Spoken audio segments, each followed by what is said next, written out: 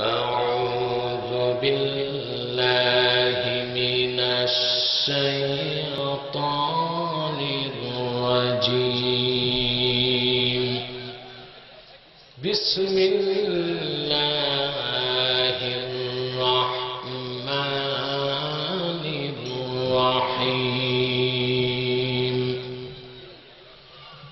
قل يا عبادي الذين أسرفوا على أنفسهم لا تقنطوا من رحمة الله إن الله يغفر الذنوب جميعا إنه هو الغفور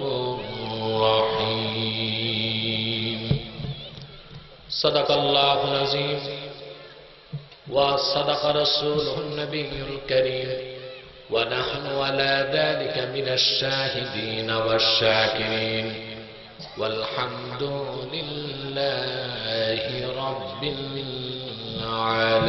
العالمين إن الله وملائكته يصلون على النبي يا أيها الذين آمنوا صلوا عليه وسلموا تسليما اللهم صل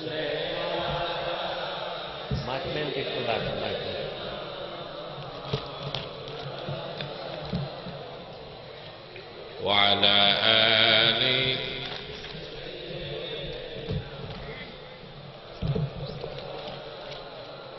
জবান খুলে পড়ুন আল্লাহুম্মা এখন ঠিক আছে নাড়াচাড়া করে তোমরা বসে যাও সবাই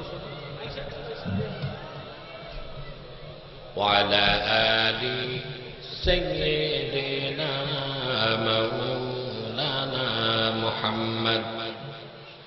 محمد سيد الكونين والثقلين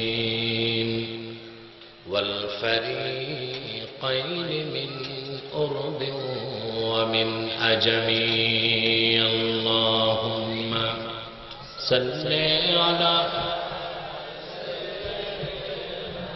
ডান পাশ দিয়ে দিবা চা পাতা কি وعلى آل দেখি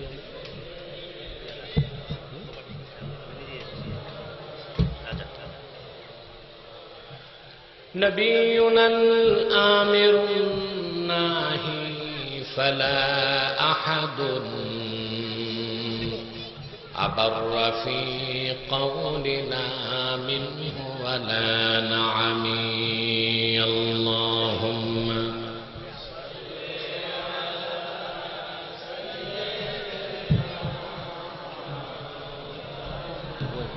দোকানগুলো দূরে দিয়ে দেন আওয়াজ হচ্ছে وعلى آل سيدنا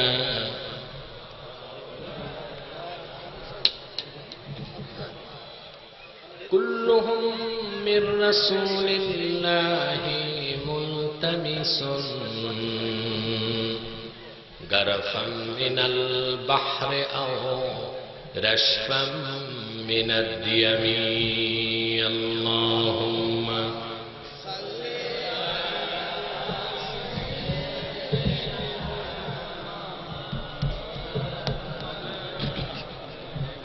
وعلى آل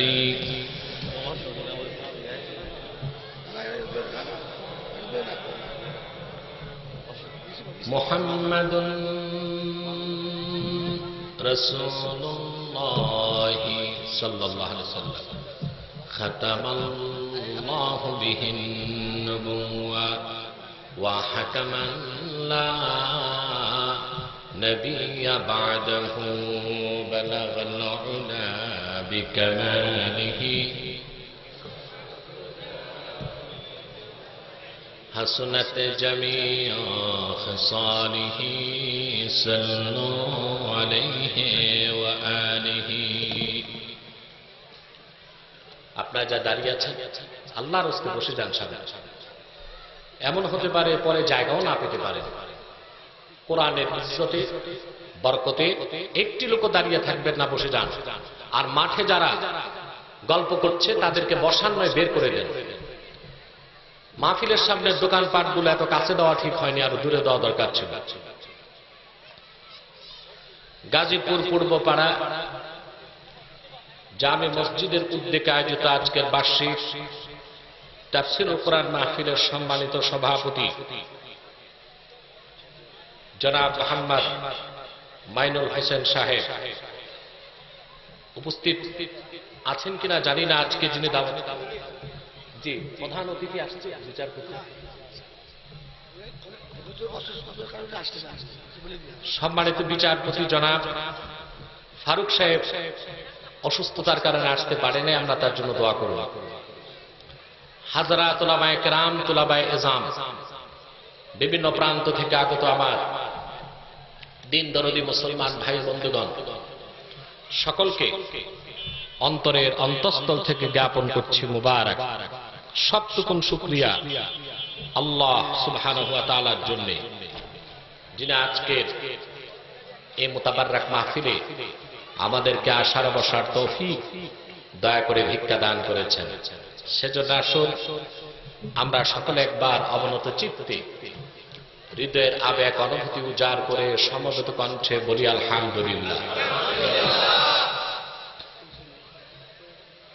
বেশুমার তার অনেক অনেক অনেক বেশি দরুদ ও সালাম আল্লাহর সৃষ্টির প্রধান আকর্ষণ, বিশ্ব সভার সভাপতি, সকল নবী রাসূলগণের মাথার মুকুট, শামসুল হিদায়াত, বদরুদ্দুজা, সাইয়্যিদুস সাকালাইন, ইমামুল মুরসালিন, খাতামুন নবিয়্যিন ওয়াল মুরসালিন, আফতাবে নবুওয়াত, শাহনশাহে রিসালাত, সরকারে দো জাহাঁ, সুলতানুল মদিনা, নবিয়ুল আম্বিয়া, হুজুরে আকরাম, নূরে মুজাসসাম, নূরুন আলা নূর, সাইয়্যিদিনা হাবিবিনা শফিঈনা মাওলানা মুহাম্মদ সাল্লাল্লাহু আলাইহি ওয়াসাল্লামের উপর আল্লাহ জাল্লা যিকরু, যাকে আজ থেকে ১৫০০ বছর আগে প্রেরণ করেছেন,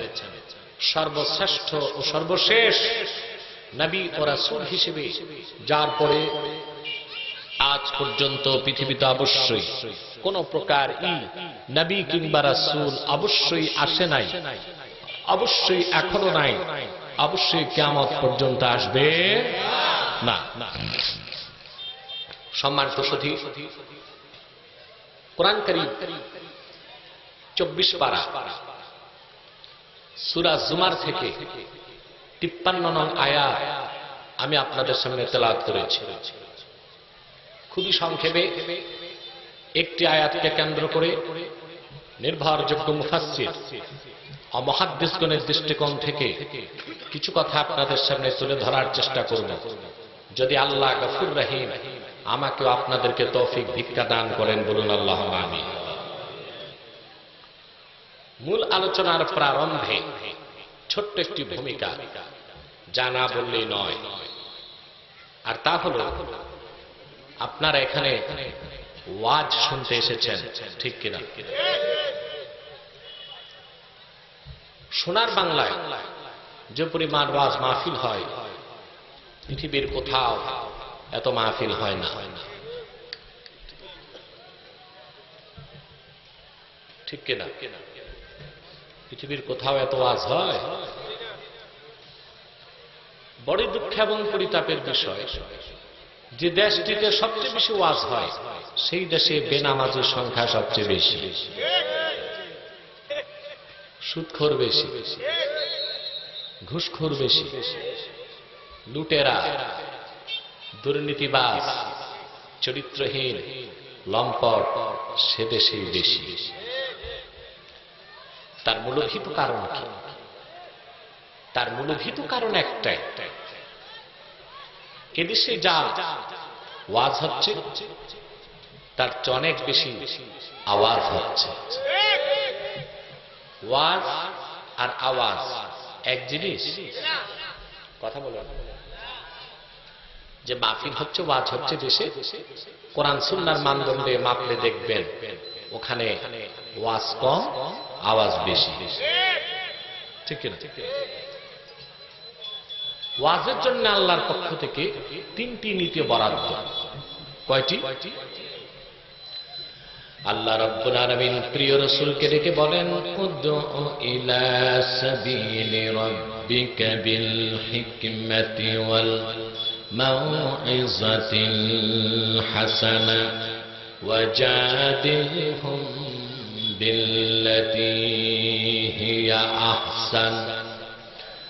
আল্লাহ পাক আপন হাবিবকে ডেকে বলেন, মুহাম্মদ সাল্লাল্লাহু আলাইহি ওয়াসাল্লাম, আপনি মানুষকে আপনার রবের পথে ডাকুন, দাওয়াত করুন, আহ্বান করুন, বিল হিকমা, হিকমতের সাথে, ওয়াল মাউইযাতিল হাসানা, উত্তম উপদেশমালার মাধ্যমে, ওয়াজাদিলহুম বিল্লাতী হিয়া আহসান, প্রয়োজনে কাফের মুশরিকদের বিরুদ্ধে যদি বিতর্কের প্রয়োজন হয় আপনি উত্তম পদ্ধতিতে বিতর্ক করুন। কয়টি নীতি? ওয়াজের নীতি কয়টা হবে? প্রথম, বিল হিকমা, অর্থাৎ ওয়াজ করতে হবে, মানুষকে দিনের পথে দাওয়াত দিতে হবে হিকমতের সাথে। কিসের সাথে? এখন প্রশ্ন হলো, এখানে হিকমত অর্থ কি? এটা সবচেয়ে বড় বিষয়। হিকমত কাকে বলছে আল্লাহ? আমাদের দেশে আমরা যারা ওয়াজ করি, নসিহত করি, মানুষকে দিনের দাওয়াত দেই, তারা হিকমতের অর্থ নিয়েছি কৌশল। অর্থ কি? এই দাওয়াতের ক্ষেত্রে, ওয়াজের ক্ষেত্রে, তাবলীগের ক্ষেত্রে, দ্বীনের কাজে হিকমত অর্থ কৌশল নয়। আমরা কৌশল অর্থ নিয়েছি নিজেদের পিঠ বাঁচাবার জন্য। হক কথা বললে মিম্বর থেকে চাকরি যেতে পারে, চুপ থাকার নাম হিকমত। ঠিক না? সব কথা বললে মুরিদ কমে যেতে পারে, পাশ কেটে চলার নাম হিকমত। নাকি? তারপরে ওয়াজে সকল বক্তব্য দিলে দাওয়াত কমে যাবার সম্ভাবনা আছে, অতএব কিছু বলো, কিছু গোপন করো, এর নাম হিকমত। আল্লাহ এই হিকমতের কথা বলছেন। এখানে হিকমত অর্থ হলো কি? ইমামে ফখরুদ্দিন রাজি তাফসীরুল কবীরের মধ্যে লিখেন, লা রাইবা আন্নাল হিকমাতা হিয়াল হুজ্জা, কোনো সন্দেহ নাই দাওয়াতের ক্ষেত্রে, ওয়াজের ক্ষেত্রে আল্লাহ যে হিকমতের কথা বলেছেন সেই হিকমত অর্থ হুজ্জাত, ডকুমেন্ট, এভিডেন্স। তার মানে ওয়াজ হবে দলিল দিয়ে। কি দিয়ে? এখন আপনাদের কাছে আমার প্রশ্ন, বাংলাদেশে যে ওয়াজ হচ্ছে দলিল আছে? অধিকাংশ বক্তার কথায় কোনো দলিল? দলিল হলো কোরআন, দলিল হলো সুন্নাহ, ইজমা, কিয়াস। ঠিক কিনা? আমাদের দেশে বক্তাদের কথায় দলিল পাওয়া যায় না, বলে কেতাবে আছে। কোথায় আছে? ওই কেতাব লেখছে কে? খবর নাই। কিতাবের নাম কি? তাও নাই। অধ্যায় কি? তাও নাই। পৃষ্ঠা কি? তাও নাই। এটা দলিল হলো? তো ওয়াজের প্রথম নীতি হলো দলিল। প্রথম কি? দলিল থাকবে, সেটা ওয়াজ। দলিল নাই, আওয়াজ। আপনারা চুপচাপ বসে আছেন, আমার বিরক্ত লাগতেছে। খাওয়া দাওয়া করে আসছেন না না খেয়ে আসছেন? আমিও তো নামার পর খেলাম না, তারা তো আয়োজন রাখছে। আর যাওয়ার সময় খাওয়ার কোন সুযোগ আমার নেই। দলিল আছে, তার নাম ওয়াজ। দলিল নাই, আওয়াজ। দুই, ওয়াজের ক্ষেত্রে দ্বিতীয় নীতি ওয়াল মাউইযাতিল হাসানা, উত্তম উপদেশমালা। প্রয়োজনে কোরআন হাদিস থেকে ঘটনা বলা যাবে, বানানো কোনো কেচ্ছা কাহিনী বলা যাবে না। আমরা তো দেখি বক্তারা গল্প বানায়, লাইলির কেচ্ছা, মজনুর কেচ্ছা, মনসুর হল্লাজের কেচ্ছা, এগুলো কোরআন হাদিসে আছে? তিন, ওয়াজের তৃতীয় নীতি আল্লাহ বলেছেন ওয়াজাদিলহুম বিল্লাতী হিয়া আহসান।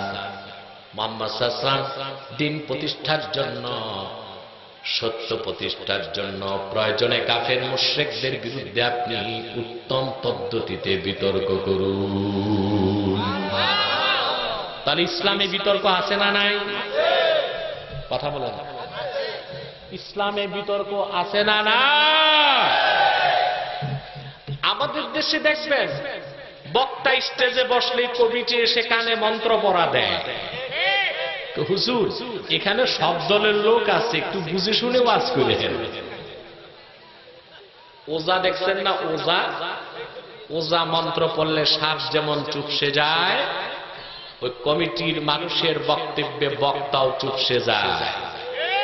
তখন শিরক কুফর বাতিল ভণ্ডদের বিরুদ্ধে বক্তব্য থাকে না, সুদ ঘুষের বিরুদ্ধে বক্তব্য থাকে না, দুর্নীতি লুটপাট হারামের বিরুদ্ধে বক্তব্য থাকে না। বক্তব্য সীমাবদ্ধ হয়ে যায় কবরের আলোচনায়। ঠিক কিনা বলে? ইসলামী বিতর্ক আছে না নাই? বিতর্ক দুই প্রকার। ইমাম রাজি লেখেন, একটি হলো জিদালুন ফি তাকরিরিল হক, সত্যের পক্ষে বিতর্ক, আরেকটি হলো জিদালুন ফি তাকরিরিল বাতিল, মিথ্যার পক্ষে বিতর্ক। সত্য প্রতিষ্ঠায়, কোরআন প্রতিষ্ঠায়, রাসূলুল্লাহর আদর্শ প্রতিষ্ঠার জন্য বিতর্ক করা ফরজ, আমার নূর নবীর প্রিয় সুন্নাত। অপরদিকে শিরক কুফর আর বাতিলকে প্রতিষ্ঠার জন্য বিতর্ক করা হারাম, কুফর, নমরুদ ও ফেরাউনের কাজ। এই তিন নীতি যখন থাকবে বক্তব্যে, তখন তার নাম ওয়াজ। তিন নীতি নাই, তার নাম সুর থাকতে পারে, সঙ্গীত থাকতে পারে, গল্প থাকতে পারে, দেখা যাবে বক্তাও কাঁদতেছে, শ্রোতাও কাঁদতেছে। বাংলাদেশে তো এখন ওয়াজ হয় না, কান্দাকাটি হয়। ঠিক কিনা? এই যে কান্দাকাটি করে বক্তারা, এটা হচ্ছে ইমোশনাল ব্ল্যাকমেল। এটা কি? Emotional emotional blackmail. ওই রোডে দাঁড়ায় আপনি যদি কাঁদেন হু হু হু করে, তো 10টা লোক জমবে। ভাই কি হয়েছে আপনার? দেখবেন 10টা লোকের মধ্যে 2টা লোকও কাঁদতেছে না জেনে। এই অভ্যাসটা মহিলাদের বেশি। একজন মহিলা কাঁদবে, তা দেখে আরেকজন কাঁদবে, ওটা দেখে আরেকজন, ওটা দেখে আরেকজন। আপনি যদি 20 নাম্বার মহিলাকে জিজ্ঞেস করেন, বোন আপনি কাঁদছেন কেন, বলবে তা তো জানি না, উনি কাঁদতেছে আমিও কাঁদতেছি। দলিল ছাড়া গল্প গুজব দিয়ে কান্নাকাটি করলে ওটা ওয়াজ হয় না? আওয়াজ। আপনারা কি ওয়াজ চান না আওয়াজ চান? বাংলাদেশের মানুষ ওয়াজের শ্রোতা কম, আওয়াজের শ্রোতা বেশি। মাঠে এসে দেখে জবরদস্ত শেখুল হাদিস ওয়াজ করতেছে, সুর নাই, মাঠ খালি। ঠিক কিনা? মাঠ খালি। বলবে, কমিটিরে বলবে তোমরা আর বক্তা পাও নাই। অপরদিকে কোন মুহাদ্দিস মুফাসসির না, বয়াতি বক্তা, মসজিদের টাকা কালেকশন করছে এরকম বক্তা, সুর আছে, কানতে পারে, ফাল দিতে পারে, মাঠ ভরে যাবে। বক্তা তো বারু। তাহলে এই দেশের লোক কি ওয়াজের শ্রোতা না আওয়াজের শ্রোতা? তবে ধীরে ধীরে বাংলার ময়দান আওয়াজ ছেড়ে ওয়াজের দিকে ঘুরতেছে। সেজন্যই তো কোরআন পাগল মানুষগুলো দুপুরবেলা ঘুম আর কাজকর্ম ছেড়ে বসে আছে। ঠিক কিনা বলে? আমি আরেকবার অনুরোধ করব, আমাদের মাহফিলে অনেক সময় অমুসলিম হিন্দুরাও আসে, তারা ভক্তির সাথে এসে দাঁড়িয়ে ওয়াজ শুনে বসতে লজ্জা পায়। ওই রকম সারা মুসলমান ভাই বন্ধু যারা আছে আল্লাহর রাস্তায় বসে।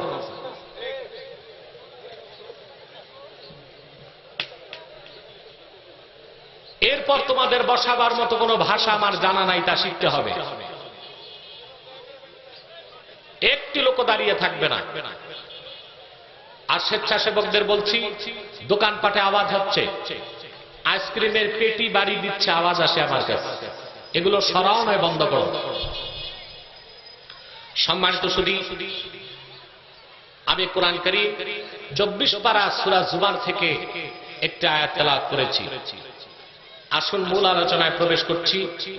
আমার সঙ্গে আপনারাও তিলাওয়াত করুন, যেন প্রতিটি অক্ষরে নূর আল্লাহ তাআলা আমাদের সিনায় মানকুশ করে দেন। বলেন আল্লাহুম্মা আমিন। আউযু বিল্লাহি মিনাশ শাইতানির রাজীম। বিসমিল্লাহির রাহমানির রাহিম। قل يا عبادي الذين أسرفوا على أنفسهم لا تقنطوا من رحمة الله إن الله يغفر الذنوب جميعا إنه هو الغفور الرحيم صدق الله العظيم।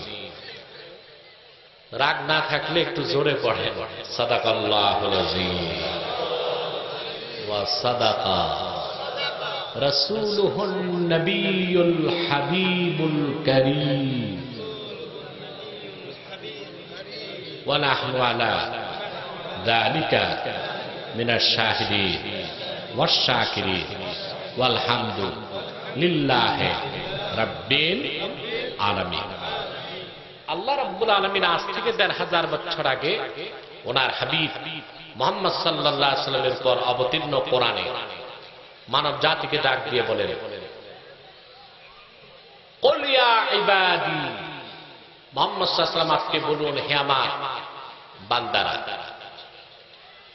আল্লাযীনা আসরাফু আলা আনফুসিহিম, আই আল্লাযীনা যালামু আলা আনফুসিহিম বিইরতিকাবিল মাআসি, গুনাহের কারণে যারা নিজেদের উপর জুলুম করেছে, পাপী তাপী নাফরমান। লা তাকনাতু মির রাহমাতিল্লাহ, আল্লাহর রহমত থেকে তোমরা নিরাশ হও না। ইন্নাল্লাহা ইয়াগফিরুয যুনুবা জামিআ, আল্লাহ পাক তোমাদের জীবনের সব গুনাহ রাশি মাফ করে দিবে। ইন্নাহু হুয়াল গফুরুর রহিম, নিশ্চয় আল্লাহ পাক হলেন ক্ষমাশীল, আল্লাহ পাক হলেন দয়ালু। সুবহানাল্লাহ। কোরআন ব্যাখ্যার কতগুলো মূল নীতি আছে, কি আছে? 17টা নীতি ইমাম বায়জাবির মতে। এই মূল নীতির মধ্যে অন্যতম নীতি হলো, যদি কোরআনের কোন আয়াত নাজিলের পক্ষে কারণ থাকে, তাকে বলা হয় সাবাবে নজুল। কি বলা হয়? শানে নজুল। তা বলতে হবে, কারণ শানে নজুলের উপর আয়াতের ব্যাখ্যা অনেকাংশে নির্ভর করে। আমি পৃথিবীর সেরা 3টি তাফসীর থেকে শানে নজুলটি বলছি। মাহমুদ আলুসি তাফসীর রুহুল মাআনি, ফখরুদ্দিন রাজি তাফসীরুল কবির, ইবনে কাসির তাফসীরুল কোরআনিল আযীম, 3টি থেকে বলছি। মক্কা যখন বিজয় হয়ে গেল, দলে দলে লোক ইসলাম গ্রহণ করতে লাগলেন। আমার নবী মুহাম্মদ সাল্লাল্লাহু আলাইহি সাল্লাম 10,000 সশস্ত্র সাহাবী নিয়ে মক্কা বিজয় করলেন। মহাবিজয়ীর বেশে আমার নূর নবী মক্কায় প্রবেশ করলেন। কাফের মুশরিকরা ভয়ে সন্ত্রস্ত হয়ে গেল। 13টি বছর তারা রাসূলুল্লাহর উপর জুলুম করেছে, ঠিক কিনা বলেন? সাহাবায়ে কেরামকে বাড়ি ঘরে থাকতে দেয় নাই, রাসূলুল্লাহকে মক্কায় থাকতে দেয় নাই, মদিনাতুল মুনাওয়ারায় হিজরত করতে বাধ্য করেছে। সাহাবায়ে কেরামকে আগুনের অঙ্গারের উপর তারা শুইয়েছে, কোন সাহাবীর গায়ে আগুন দিয়েছে, 13 বছর নির্মম নির্যাতন করেছে। রাসূলুল্লাহ যদি প্রতিশোধ দিতে চাইতেন হুকুম দেবার দরকার হতো না। খালেদ সাইফুল্লাহর মতো 10,000 সৈন্য রাসূলুল্লাহর পাশে দাঁড়িয়েছিল হুকুমের অপেক্ষায়। শুধু হুকুম করলেই হতো, কাফের মুশরিকদের গর্দানগুলো আমার নূর নবীর কদমে চলে যেত। আল্লাহর হাবিব কোন প্রতিশোধ নিলেন না। সুবহানাল্লাহ বলবেন। 13 বছরের কোন প্রতিশোধ নিলেন না। ইবনে হিশাম সিরাত ইবনে হিশামের মধ্যে লেখেন, আল্লাহর হাবিব নবিকুল সম্রাট নবীজি মুহাম্মদ সাল্লাল্লাহু আলাইহি ওয়াসাল্লাম কাবার সামনে দাঁড়িয়ে ঘোষণা করলেন, লা তাসরিবা আলাইকুমুল ইয়াওম ইযহাবু ওয়া আনতুমুত তুলাকা। ওরে আরববাসী, আজকে তোমাদের কোনো দুঃখ নাই, কোনো কষ্ট নাই, কোনো বিচার নাই, কোনো প্রতিশোধ নাই। ইযহাবু ওয়া আনতুমুত তুলাকা, তোমরা সব স্বাধীন, সব মুক্ত, বাড়ি যাও। সুবহানাল্লাহ বলে। বিশ্ব মানবতার মুক্তির দূত আমার নবী মুহাম্মদ সাল্লাল্লাহু আলাইহি সাল্লাম, মানবতা ও মানবাধিকারের একমাত্র প্রতিষ্ঠাতা মুহাম্মদ সাল্লাল্লাহু আলাইহি ওয়াসাল্লাম পৃথিবীর অন্য কোন তন্ত্র মন্ত্র মতবাদ, কোন জীবন দর্শন মতাদর্শ, কোন ধর্ম মানবতা ও মানবাধিকারের পক্ষে এত সুন্দর উদাহরণ রাখতে পারে নাই। ঠিক কিনা বলে? আজকে পৃথিবীতে সবচেয়ে বেশি যে সংস্থা, ওটা মানবাধিকার সংস্থা। এক ঢাকাতেই হিউম্যান রাইটস মানবাধিকার সংস্থা আছে প্রায় 3.5 থেকে 400। ঠিক কিনা? ব্যাংকের খাতার মতো মানবাধিকার সংস্থা দিলেই পয়সা আসে। স্টেজে ডিস্টার্ব করা যাবে না। মানবাধিকার সংস্থা করলে কি আসে? টাকা কামাই করা যায়। ঠিক কিনা? রিলিফ আসে, টিন আসে, বিস্কুট আসে, ঔষধ আসে, জাতিসংঘের ভাতা আসে, সুযোগ সুবিধা পাওয়া যায়। আর এই সব মানবাধিকার গুলো দেখার দায়িত্ব নিয়েছে জাতিসংঘ। কে নিয়েছে? United nation. জাতিসংঘ কি মানবাধিকার রক্ষা করছে না খ্রিস্টান অধিকার রক্ষা করছে? আবার বলছি, জাতিসংঘ কি মানবাধিকার রক্ষা করছে না খ্রিস্টান অধিকার রক্ষা করছে? সেজন্য আমি বলে থাকি, United nation is nothing but A Christian club. জাতিসংঘ এটা কিছুই না, এটা খ্রিস্টানদের ক্লাব। লক্ষ্য করে দেখুন, ইন্দোনেশিয়াতে গুটি কয়েক খ্রিস্টান স্বাধীনতার দাবি করেছে।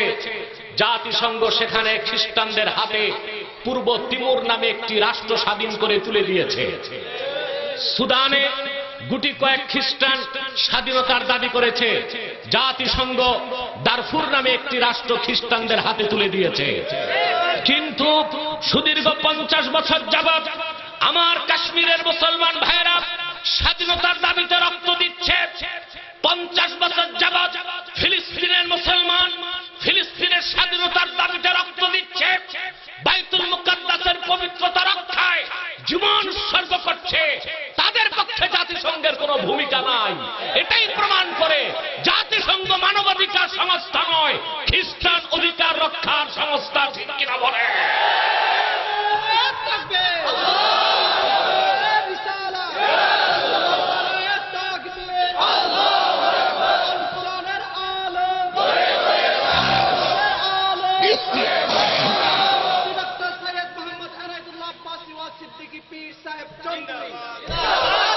সম্মানিত সুধী, জাতিসংঘ মানবাধিকার প্রতিষ্ঠার ঠিকাদারি নিচ্ছে, এজেন্সি নিচ্ছে। ঠিক কিনা? ওরা মানবাধিকার প্রতিষ্ঠা করে নাই, মানবতা ও মানবাধিকার প্রতিষ্ঠা করেছেন আমার প্রিয় রাসূল 1500 বছর আগে। 13টি বছর যারা নির্মম নির্যাতন করলো, তিনি আঙ্গুলের ইশারা করলে তাদের গর্দান রাসূলুল্লাহর কদমে লুটায় পড়ত। তিনি তা করলেন না, বললেন যাও, সব বাড়ি যাও, সব স্বাধীন, সব মুক্ত। সুবহানাল্লাহ। সম্মানিত সুধী, মক্কা বিজয় হলো, দলে দলে কাফের মুশরিক মুসলমান হতে লাগলো। কাফেরদের মধ্যে এক যুবক, তার নাম ছিল ওয়াহশী। কি নাম? মক্কা ছেড়ে পালিয়ে যাচ্ছে। সাহাবায়ে কেরাম বললেন, ইয়া ওয়াহশী আইনা তুরিদ, ওরে ওয়াহশী তুমি কোথায় যাচ্ছ? ওয়াহশী বলল, মক্কা ছেড়ে পালিয়ে যাচ্ছি কারণ আমি জানি মুহাম্মদ সাল্লাল্লাহু আলাইহি সাল্লাম সবাইকে ক্ষমা করলো, আমারে ক্ষমা করবেন না। আমি সেই নরাধম পাপী উহুদ ময়দানে রাসূলুল্লাহর প্রিয়তম চাচা আমিরে হামজাকে আমি আমার হাতে শহীদ করেছিলাম। আমিরে হামজার সিনায় বিষাক্ত বর্ষা বসিয়ে দিলাম। হযরত আমির হামজার সিনা শরীরটা উহুদ ময়দানে লুটিয়ে পড়ল। আবু জাহালের স্ত্রী হিন্দা হযরত আমিরে হামজার সিনাটাকে বিদীর্ণ করে কাঁচা কলিজা বের করে চর্বণ করেছে। আমিরে হামজার নাক কেটেছে, কান কেটেছে, তার দেহ নিয়ে কাফেররা উল্লাস করেছে। আমি জানি রাসূলুল্লাহ সবাইকে ক্ষমা করলেও আমাকে তিনি মাফ করবেন না। সাহাবায়ে কেরাম বললেন, রে ওয়াহশী, একটিবার তুমি নবীজি মুহাম্মদ সাল্লাল্লাহু আলাইহি সাল্লামের কদমে চলে যাও, তোমার মতো হাজার পাপীকে আল্লাহ রাসূল ক্ষমা করে দিতে পারে। ওয়াহশী বলেন, বুক ভরা আশা, চক্ষু ভরা পানি নিয়ে আমি রাসূলুল্লাহর কদমে গেলাম। যে বললাম, আতাইতুকা ইয়া রাসূলুল্লাহ উরিদু আন উসলিম, হে আল্লাহর রাসূল, আমি আপনার কদমে এসেছি মাফ চাওয়ার জন্য, আপনি আমারে ক্ষমা করে দিন আর ইসলামের দৌলত আমার সিনায় ঢেলে দিন। রাসূলুল্লাহ বললেন, আমি তোমার চেহারাটাও দেখতে চাই নাই, যেহেতু তুমি মাফ চাইতে এসেছো আমি মাফ করে দিলাম, এবার ইসলাম কবুল করো। ওয়াহশী বললেন, ইয়া রাসূলুল্লাহ, ইয়া হাবিবাল্লাহ, লা উসলিম হাত্তা আসমা কালাম আল্লাহ, যতক্ষণ আমি ইসলাম কবুল করলে আল্লাহ আমাকে মাফ করে প্রথম চান্সে জান্নাত দিবেন, আল্লাহর এই ঘোষণা ওহীর ভাষায় আপনার নূরের জবানে নিজের কানে যতক্ষণ না শুনবো আমি ওয়াহশী মুসলমান হব না।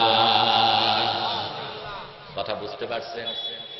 আমি মুসলমান হলে আল্লাহ আমাকে মাফ করবেন আর বিনা আযাবে প্রথম চান্সে জান্নাত দিবেন, এটা এখন আমি ওহীর ভাষায় আপনার জবানে নিজের কানে শুনতে চাই, তাই না? মুসলমান হব। শর্তটা কঠিন না সহজ? কথা বলে না। তাফসীর সাক্ষী, فأنزلت على رسول الله صلى الله عليه وسلم والذين لا يدعون مع الله إلها آخر ولا يقتلون النفس التي حرم الله إلا بالحق ولا يزنون। সাথে সাথে আল্লাহ ওহী নাযিল করে দিলেন। আল্লাহ ডাক দিয়ে বললেন, মুহাম্মদ সাল্লাল্লাহু আলাইহি ওয়াসাল্লাম, আপনি ওয়াহশীকে জানিয়ে দিন, মানুষেরা আমার বান্দারা যত গুনাহ করুক, তারা যদি আল্লাহর সঙ্গে কাউকে মাবুদ হিসেবে না ডাকে, শিরকের গুনাহ না করে, কুফরের গুনাহ না করে, অন্যায়ভাবে মানুষ হত্যা না করে, যারা শিরক করে না, মানুষ হত্যা করে না, জিনা ব্যভিচার করে না, আল্লাহ তাদের মাফ করে দিবেন। হযরত ওয়াহশী বললেন, ইন্নী আশরাকতু বিল্লাহ ওয়া কাতালতুন নাফসাল্লাতী হারামাল্লাহু ইল্লা বিল হাক্কি ওয়া যানাইতু। ইয়া রাসূলুল্লাহ, ইয়া হাবিবাল্লাহ, আমি আল্লাহর সঙ্গে শিরক করেছি, শরীক করেছি, আমি মানুষ হত্যা করেছি, জীবনে কতবার জিনা করেছি তার কোনো হিসাব নাই। তাহলে মাপ যদি না পাই মুসলমান হয়ে লাভ কি? সুবহানাল্লাহ, বুঝতে কষ্ট লাগে? আপনাদের গলার ভলিউম কমে গেছে। জি জি জি, আমি বুঝি তো, সামনে নির্বাচন তো, ওই জন্য জমা রাখছে নাকি? ওই জন্য জমা রাখছে। মিছিল মিটিং তো 10 তারিখের পর থেকেই নাকি আরম্ভ হয় না? হবে তো আরম্ভ। আপনার তো সকাল থেকে সন্ধ্যা মিছিল করবেন, গাজীপুরের মাটি, বল্টু ভাইয়ের ঘাটি, ঠিক কিনা? সারা রাত মিছিল মিটিং করলে সারা দিন করে কি পাবেন? এই যে আমি লিকার চা খাচ্ছি, এরকম এক কাপ লিকার চা আর টোস্ট বিস্কুট। একটু বেশি করলে এক এক প্যাকেট আকিস বিড়ি, এর চেয়ে বেশি কিছু পাবেন না। আর এখানে সুবহানাল্লাহ বলবেন, কি পাবেন? আকাশ ও জমিনের শূন্য স্থান সোয়াবের দ্বারা আল্লাহ ভরপুর করে আমল নামায় দিয়ে দেবেন। পারবেন না ইনশাআল্লাহ? ওয়াসি বললেন, ইয়া রাসূলুল্লাহ, আমি শিরকও করছি, মানুষও মারছি, জানাও করছি, তাহলে আর মুসলমান হয়ে লাভ কি? আল্লাহ তো মাফ করবেন না। আবার আয়াত নাজিল হয়ে গেল, فنزلت على رسول الله صلى الله عليه وسلم إلا من تاب وآمن وعمل عملا صالحا فأولئك يبدل الله سيئاتهم حسنات وكان الله غفورا رحيما। আল্লাহ আয়াত নাযিল করে দিলেন, মুহাম্মদ সাল্লাল্লাহু আলাইহি সাল্লাম আপনি বলে দিন, বান্দারা যত গুনাহ করুক, অপরাধ করুক, শিরক করেছে, কুফর করেছে, নামাজ পড়ে নাই, রোজা রাখে নাই, সুদ খেয়েছে, ঘুষ খেয়েছে, জিনা করেছে, ব্যভিচার করেছে, কোনো ভয় নাই, কোনো চিন্তা নাই, তাদের মধ্যে যারা তওবা করলো, তওবা করবে, ঈমান আনবে, ঈমান আনার পরে নেক আমল করবে, আল্লাহ পাক তাদের জীবনের সব গুনাহগুলোকে সওয়াবের দ্বারা বদল করে দিবে। খুশি আছেন? পিছনের লোকজন বেজার। খুশি আছেন? বেশি না কম? বেশি না কম? ওয়াহশী খুশি হইতে পারে না। তিনি বললেন, ইয়া রাসূলুল্লাহ, ইন্নী আরা ফীহি শারতান ফাহুয়াল আমালুস সালিহ ফালা আদরি আ'মালু আমালান সালিহান আম লা। ইয়া রাসূলুল্লাহ, আল্লাহ তো শর্ত দিয়েছেন তওবার পর, ঈমানের পর নেক আমল করতে হবে, আমি জানি না আমি নেক আমল করতে পারবো কিনা। শর্ত থাকলে মুসলমান হব না। সুবহানাল্লাহ বলছেন। রাসূলুল্লাহর সাহাবীগণ রাসূলুল্লাহর কদমের পরশ পেয়ে এতটাই মর্যাদামান হয়েছিল যে তারা আল্লাহর কাছ থেকে জান্নাতটা রেজিস্ট্রি করে ফেলছিল, ঠিক কিনা? সেজন্য সাহাবায়ে কেরামের সমালোচনা কোনদিন কোন মানুষ করতে পারে না। ভাইরা আমার, বন্ধুরা আমার, আবার আল্লাহর পক্ষ থেকে আয়াত নাজিল হয়ে গেল, ইন্নাল্লাহা লা ইয়াগফিরু আন ইউশরাকা বিহি ওয়া ইয়াগফিরু মা দুনা যালিকা লিমান ইয়াশা। নিশ্চয় আল্লাহ পাকের সঙ্গে কেউ যদি শিরক করে, কেউ যদি শিরকের গুনাহ করে, কুফরের গুনাহ করে, সেই গুনাহ কোনদিন আল্লাহ মাফ করবেন না। এ ছাড়া বান্দা যত বড় গুনাহ করুক না কেন, বিনা তওবায় ইচ্ছে করলে আল্লাহ তারে ক্ষমা করে জান্নাত দিয়ে দিবে। খুশি আছেন? ওয়াহশী খুশি হয় না। তিনি বললেন, ইন্নী আরা ফীহি শারতান আইযান ইয়া রাসূলুল্লাহ ফাহিয়া মাশকিয়াতুল্লাহি আযযা ওয়া জাল্লা ফালাআল্লি মিম্মান লা ইয়াশাউল্লাহ। হে আল্লাহ রসুল, আল্লাহ তো আবার শর্ত দিয়েছেন, আল্লাহ যাকে চান তাকে মাফ করবেন, আমার ক্ষেত্রে যদি আল্লাহ না চান। খেয়াল করে না, আওয়াজের শ্রোতা বেশি তো ওয়াজ কম বুঝে, একটু টাইম লাগবে নাকি? ওয়াসি বললেন, আল্লাহ তো আবার শর্ত দিয়েছেন, আল্লাহ যাকে চান তাকে মাফ করবেন, তা আমার ক্ষেত্রে যদি আল্লাহ না চান। এবার বুঝছেন? এবার আল্লাহর পক্ষ থেকে চূড়ান্ত আয়াত নাজিল হয়ে গেল, সূরা জুমার 24 পারা 53 নং আয়াত, قل يا عبادي الذين أسرفوا على أنفسهم لا تقنطوا من رحمة الله إن الله يغفر الذنوب جميعا إنه هو الغفور الرحيم আল্লাহ ডাক দিয়ে বললেন, হাবিব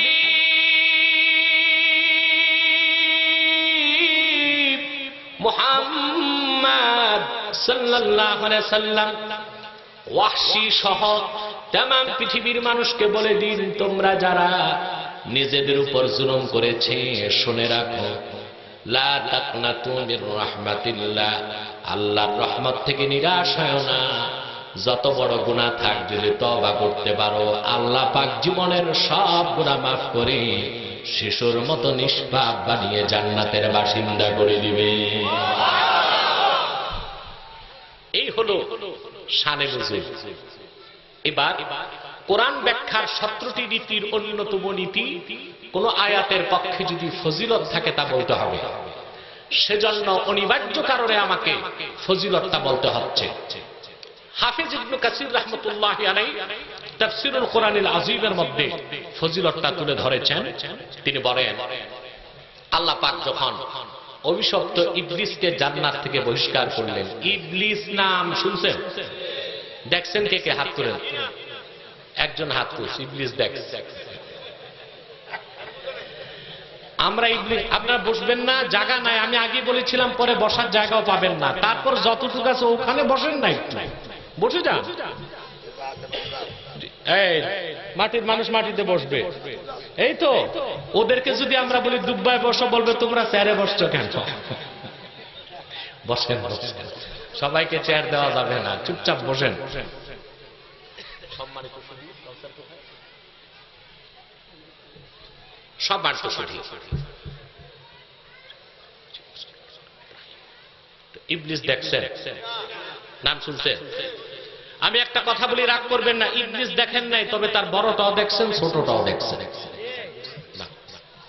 ইবলিসের বড়টাও দেখছেন, ছোটটা দেখছেন। আপনারা খুঁজে নেবেন, বড়টা যে দেখছেন আমি বলবো। আল্লাহ পাক ইবলিসকে বহিষ্কার করলেন। সে আমার আল্লাহকে ডাক দিল, قال يا رب إنك أخرجتني من أجل آدم فلا أستطيعه إلا بسلطاني। আল্লাহ পাক লক্ষ লক্ষ বছর তোমার ইবাদত করলাম, তারপর তুমি শুধু আদমের কারণে আমার জান্নাত থেকে বের করে দিলা। এখন কিছু চালানপত্র যদি না দাও আমি কেমন করে চলব? ডাক দিল কে? কাকে? আমার আল্লাহ। চাইলো কার কাছে? পাইলো কার কাছ থেকে? আমাদের মধ্যে এমনও ইবলিসের বড় ভাই আছে, আল্লাহর কাছে চায় না, গায়রুল্লাহর কাছে চায়।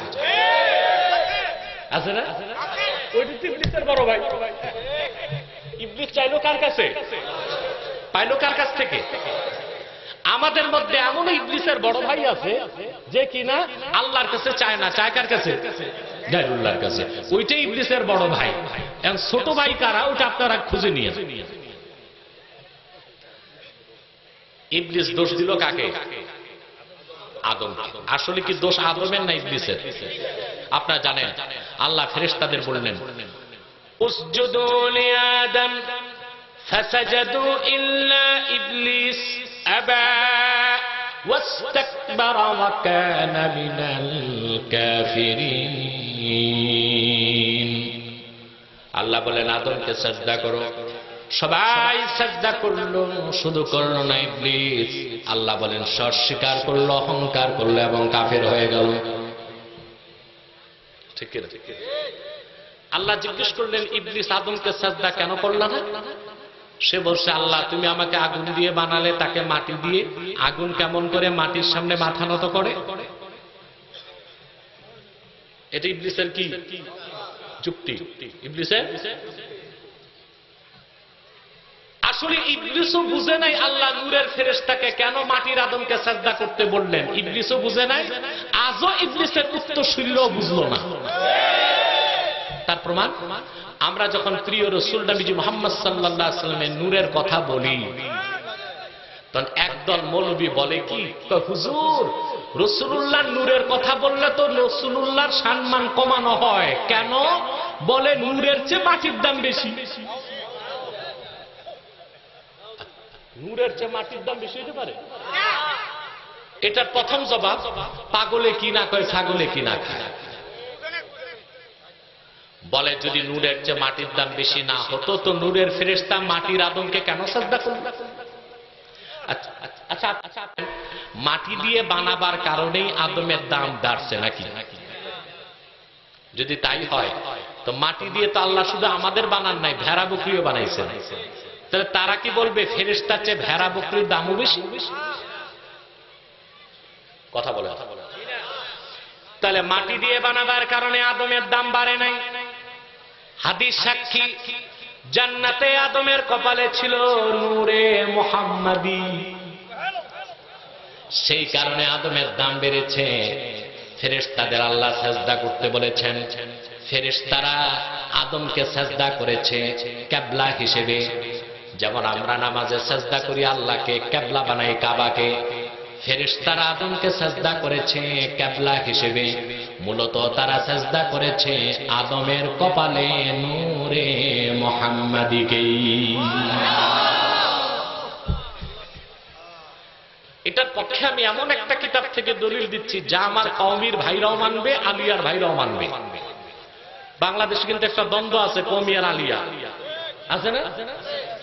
কথা বলেন, কওমি আলিয়া দেখতে পারে না, আলিয়া কওমি দেখতে পারে না। বিশেষ করে কওমির ভাইরা একটু তাচ্ছিল্য করে আলিয়াকে, আলিয়া সরকার নে খালিয়া, আলিয়া সরকারে খায় ফেলাইছে। কেন? সনদ দেয়, সার্টিফিকেট দেয় জমি। তো এখন তো আলিয়ার ভাইরাও বলবে কওমিয়া সরকার নে খালিয়া, বলবে না? কওমিও সরকার হ্যাঁ ফেলাইছে, সনদ দেয়। পার্থক্য কি? একটা পানি দিয়া গিলছে আর একটা পানি ছাড়া গিলছে নাকি? আলিয়া গিলতে 50 বছর লাগছে। কত বছর? আর কওমি গিলতে লাগছে 13 সাল থেকে 18, 5 বছর। একটা পানি দিয়ে গিলছে আর একটা পানি ছাড়া গিলছে। আমার কথা, এসব ঝগড়া বিবাদ বন্ধ করেন। বাংলাদেশে কওমিও দরকার, আলিয়াও দরকার। উভয় প্রতিষ্ঠান দিনের খেদমত করছে, কেউ বেশি আর কেউ কম, কারো অবদান কম নয়। কওমির আলেমরা এলেমের ময়দানে অবদান বেশি, ইলমের মানটা তারা ধরে রাখছে। আলিয়ার অবদান কম নয়। আলিয়া মাদ্রাসা থেকে পড়ে হাজার হাজার উকিল, ম্যাজিস্ট্রেট, ব্যারিস্টার, আমলা কামলা, সচিব, রাষ্ট্রের দায়িত্বপূর্ণ পদ নিতে পেরেছে। ঠিক না? কিভাবে আপনি খাটো করবেন? খাটো করার কোন সুযোগ? দোনো মাদ্রাসায় কিতাবটি পড়ায়। কথা বুঝতে পারছেন? কিতাবটির নাম শারহু আকাইদিন নাসাফি। কি নাম? এটা কওমিতে পড়ায় মেশকাতে, আলিয়ায় পড়ায় ফাজেলে। এই আকায়েদে নাসাফির একমাত্র স্বীকৃত প্রামাণ্য ব্যাখ্যা গ্রন্থের নাম নিব্রাস। নিব্রাসের মধ্যে এসছে আল্লাহ রসুলের সম্মানিত পিতা হযরতে আব্দুল্লাহ রাদিয়াল্লাহু তাআলা আনহু নাম শুনেছেন কিনা? আমরা বিশ্বাস করি রাসূলুল্লাহর বাবা মা জান্নাতি এবং বেহেশতি, ঠিক কিনা বলেন? বাংলাদেশে এমন একদল নেক সুরতের নাস্তিক আছে, বদ সুরতের না, নেক সুরতের। আমাদের মতো দাড়ি, টুপি, জুব্বা, কুর্তা সবই আছে, প্রচার করে রাসূলুল্লাহর বাবা মা বেহেশতে যাবে না, তারা কাফের ছিল। নবীজি মুহাম্মদ সাল্লাল্লাহু আলাইহি সাল্লামের পিতা মাতা দুজন জান্নাতি এবং বেহেশতি। এই কথা যারা বিশ্বাস করে না তাদেরকে আমরা মুসলমান বলতে পারি না। রাসূলুল্লাহর পিতা হযরতে আব্দুল্লাহ রাদিয়াল্লাহু তাআলা নিব্রাসের মধ্যে এসছে। আকায়েদ নাসাফির একমাত্র আরবি ব্যাখ্যা গ্রন্থ নিব্রাসে হযরত আব্দুল্লাহ ইন্তেকাল করেছেন 18 বছর বয়সে। وكان يرى في وجهه نور محمد সুবহানাল্লাহ। বিয়ের আগে হযরত আব্দুল্লাহ যখনই ঘর থেকে বের হতেন মক্কায়, বিয়ের আগে মানুষেরা দেখত আব্দুল্লাহর কপালে নূরে মুহাম্মদী চমকায়। সুবহানাল্লাহ বলবেন না? মা আমিনার সাথে যখন আব্দুল্লাহর বিয়ে হয়ে গেল, বিয়ের পরে আর কোনদিন আব্দুল্লাহর কপালে নূরে মুহাম্মদী দেখা যায় নাই। কথা বুঝতে পারছেন? তাহলে আবার পিছনে যান। ইবলিসকে আল্লাহ জান্নাত থেকে বের করলেন। ইবলিস দোষ দিল কাকে? দোষ কি ইবলিসের না আদমের? নবীজি মুহাম্মদ সাল্লাল্লাহু আলাইহি ওয়াসাল্লামের নূরকে সম্মান করতে পারে নাই বলেই ইবলিস ইবলিস হয়েছে, অভিশপ্ত হয়েছে। যুগে যুগে যারাই আল্লাহ রাসূলের সম্মান মর্যাদাকে বিশ্বাস করবে না, তার বিরুদ্ধে কথা বলবে, ইবলিসের মতো তাদেরও সমস্ত আমল বরবাদ হয়ে যাবে। ঠিক কিনা বলেন? ইবলিস আল্লাহকে ডাক দিয়ে বলল, আল্লাহ লক্ষ লক্ষ বছর ইবাদত করলাম, দিবা কি দিয়ে দাও। আল্লাহ বললেন, পরকালে চাস নাই ইহকালে? বলে আমার পরকাল দরকার নাই, যা দিবা দুনিয়ায় দাও। আল্লাহ বললেন, ঠিক আছে, তোমার বয়সটা আমি কিয়ামত পর্যন্ত লম্বা করে দিলাম। ইবলিস খুশি হতে পারে নাই।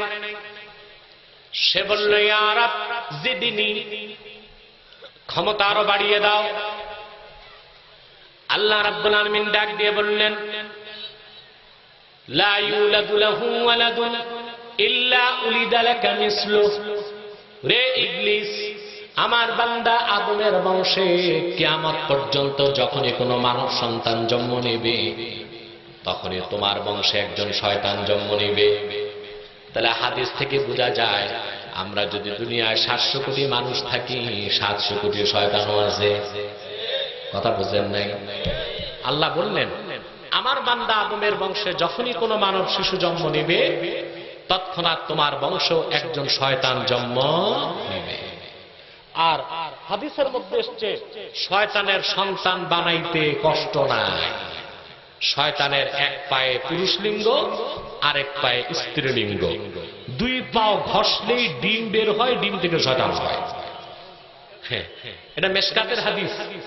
তার মানে শয়তানের সন্তান বানাইতে ক্লিনিক লাগে না, হসপিটাল লাগে না, দাই লাগে না, ঠ্যাং ঘষলেই ওর প্রোডাকশন হয়।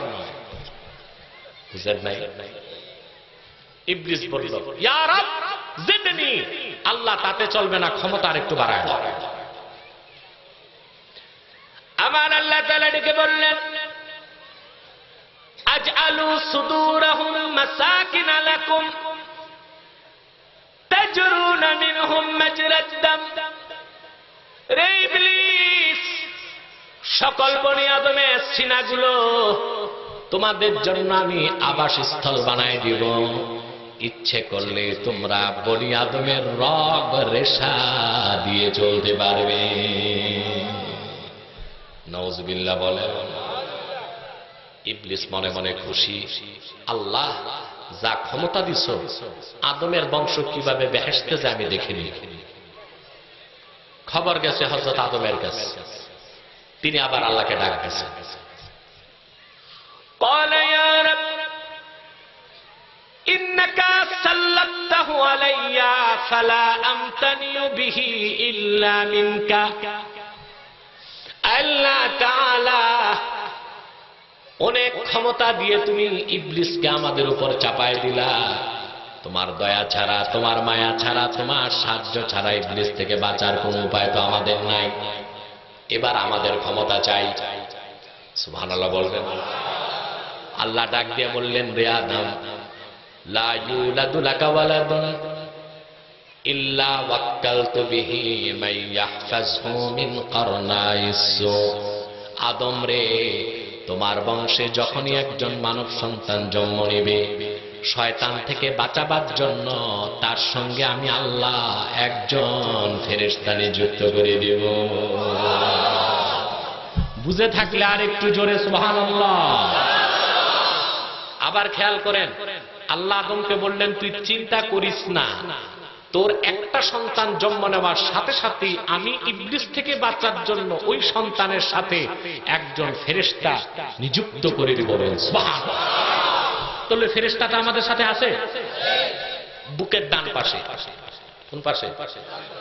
কান্দে না, ওটা কেরামন কাতিবিন আলাদা। সুবহানাল্লাহ। প্রতিটা মানুষের বডিগার্ড 6 জন ফেরেশতা। কয়জন? আগে পিছে 2 কাঁধে একজন ফেরেশতা থাকে ভিতরে, প্রতিটা মানুষের ডানে। তার নাম এসেছে হাদিসে মুলহিম। আলহামা ইউলহিমু, এলহাম থেকে মুলহিম। এই ফেরেশতার কাজ, যখন মানুষ খারাপ কাজ করতে যায় ফেরেশতা মানুষের অন্তরে টোকা দেয়, করিস না, এটা খারাপ কাজ। এজন্য দেখবেন যত বড় টেরোরিস্ট হোক, খুনি তো বাংলাদেশে আছে 7 মার্ডার নাকি 8 মার্ডার আছে? 7 মার্ডার। এই কলঙ্কটা আমাদের নারায়ণগঞ্জে 7 খুনের আসামি। তবে শুনছি তার ফাঁসির রায় হয়েছে, তবে রায় এখনো দেওয়া হচ্ছে না, রশি পাকানো হচ্ছে যেটা দিয়ে ফাঁসি দেওয়া হবে। আমরা অপেক্ষায় আছি। যত বড় খুনি হোক, অপরাধী হোক, অন্যায় করার আগে তার মনে দেখবেন খটখটি লাগে। কি লাগে? এটা লাগায় কে? ফেরেশতা। কি নাম তার? যার খটখটি লাগে না মনে করবেন ওটা নিজেই শয়তান, ওটা নিজেই কি। দেখেন না হাদিসে আসছে, ইদা দাখালা রমাদান, বুখারীর হাদিস, ইদা দাখালা রমাদান ফুতিয়াত আবওয়াবুল জান্নাহ ওয়া গুল্লিকাত আবওয়াবু জাহান্নাম ওয়া সুলসিলাতিশ শায়াতিন। রমজান মাস আসলেই জান্নাতের দরজা খুলে যায়, জাহান্নামের দরজা বন্ধ হয়ে যায়, সব শয়তান ছাগলবন্দি হয়ে যায়। শয়তান যদি বন্দি থাকে তো রোজার দিন বাজারে চা খায়, পান খায় কোন শয়তান? শয়তান যদি সব বন্দি থাকে তো রমজান মাসে শব বরাতের রাতে ঢাকা ক্লাবে ঢুকে কোন শয়তান? এটার জবাব, ওইটার কাছে শয়তান লাগে না, ওইটা নিজেই শয়তান। ইবলিসের বড় ভাই বলছি না, ওটা বড় ভাই, ওটার কাছে শয়তান আসার দরকার, শয়তান আসার দরকার হয় না।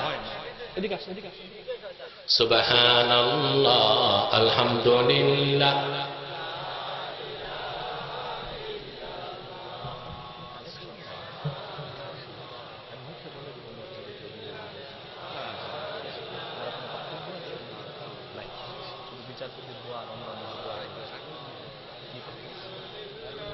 কোন প্রশ্ন? ঠিক আছে, ঠিক আছে, প্রশ্ন থাকলেও সমস্যা নাই, আমি দিয়ে দিব উত্তর যদি থাকে। সুবহানাল্লাহ, আলহামদুলিল্লাহ, সুবহানাল্লাহ,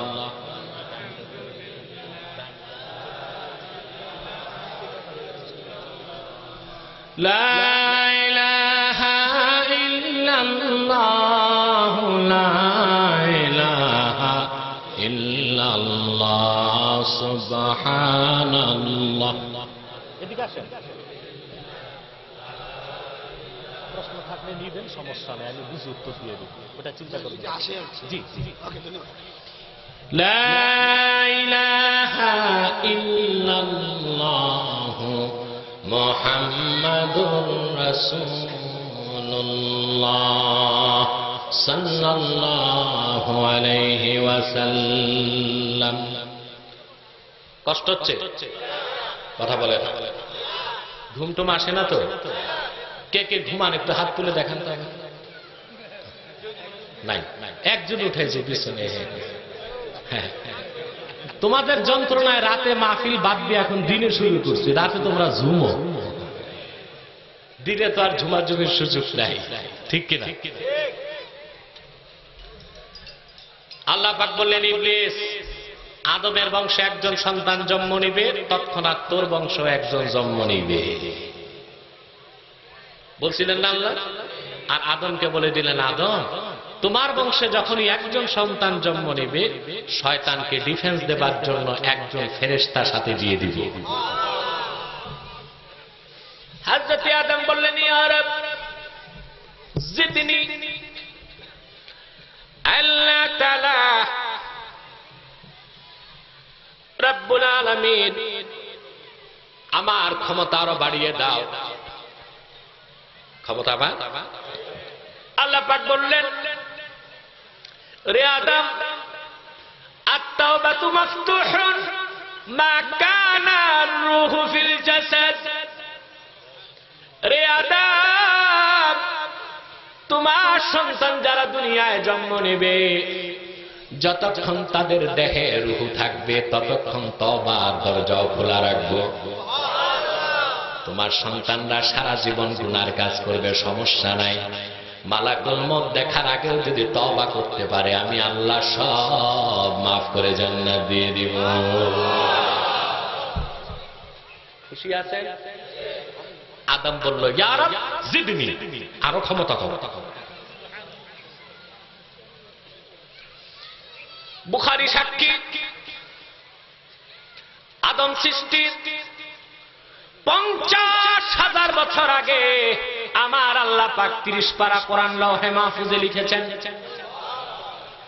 আদমকে আল্লাহ তখন 24 পারা সূরা জুমার থেকে 53 নং আয়াতটা শোনায় দিলেন, কুল ইয়া ইবাদিয়াল্লাযীনা আসরাফু আলা আনফুসিহিম লা তাকনাতু মির রাহমাতিল্লাহ ইন্নাল্লাহা ইয়াগফিরুদ যুনুবা জামিআ ইন্নাহু হুয়াল গফুরুর রহিম।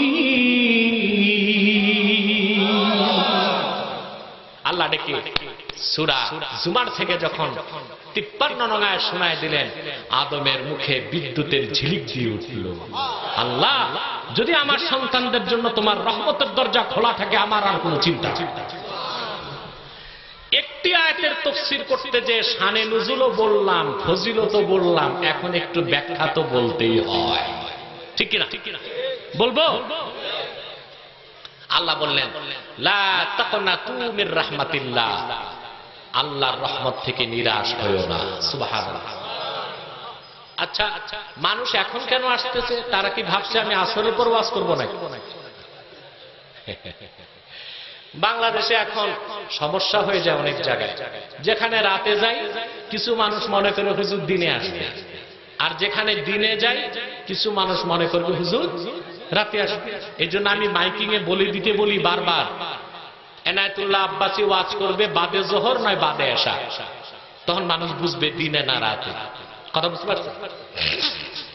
এটা আপনারা সবসময় খেয়াল রাখবেন। কিছু লোক এখন আসতেছে, আমার যাওয়ার টাইম তারা আসতেছে। সম্মানিত শুধু আল্লাহ বললেন, লা তাকনাতু মির রাহমাতিল্লাহ, আল্লাহর রহমত থেকে নিরাশ হয়ো না। রহমত অর্থ দয়া, মায়া, করুণা।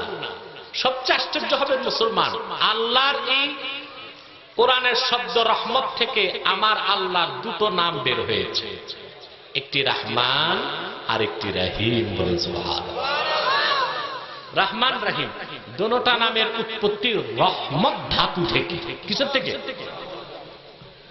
সহিহ আল বুখারী দ্বিতীয় খণ্ড কিতাবুত তাফসীর বাবু ফাজলি ফাতিহাতিল কিতাব এর ব্যাখ্যায় আল্লামা ইবনু হাজার আসকালানী ফাতহুল বারী নবম খণ্ডে লেখেন, আর রহমান ওয়ার রহিম মুশতাকান মিনার রহমা, আল্লাহর রহমান নাম, রহিম নাম, দুটো নাম নির্গত হয়েছে রহমত ধাতু থেকে। বলেন সুবহানাল্লাহ।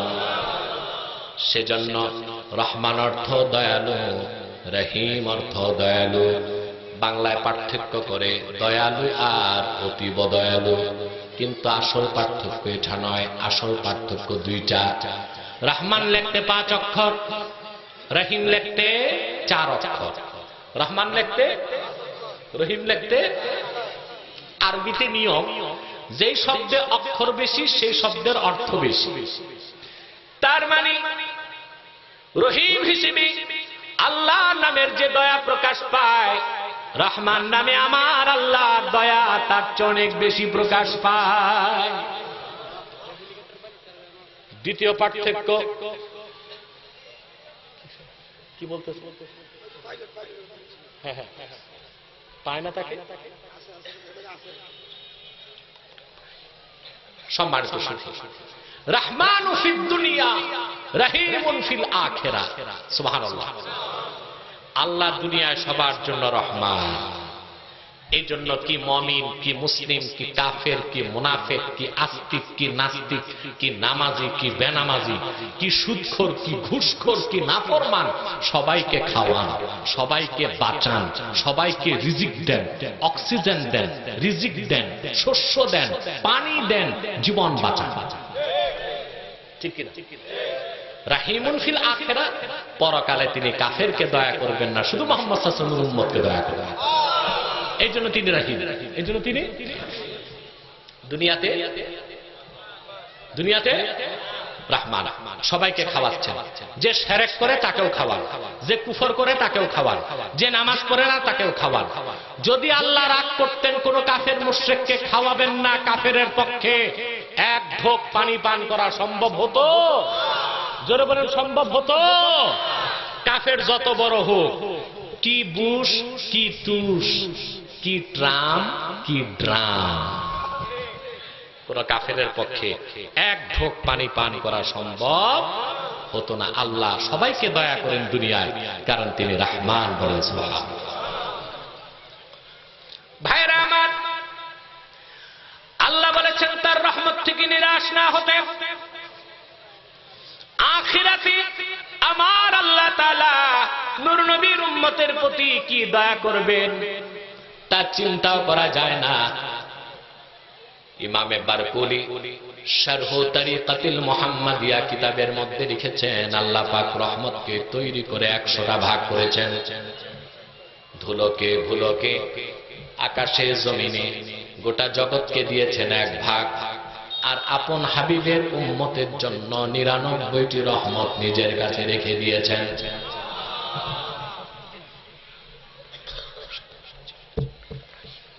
কথা বুঝছেন?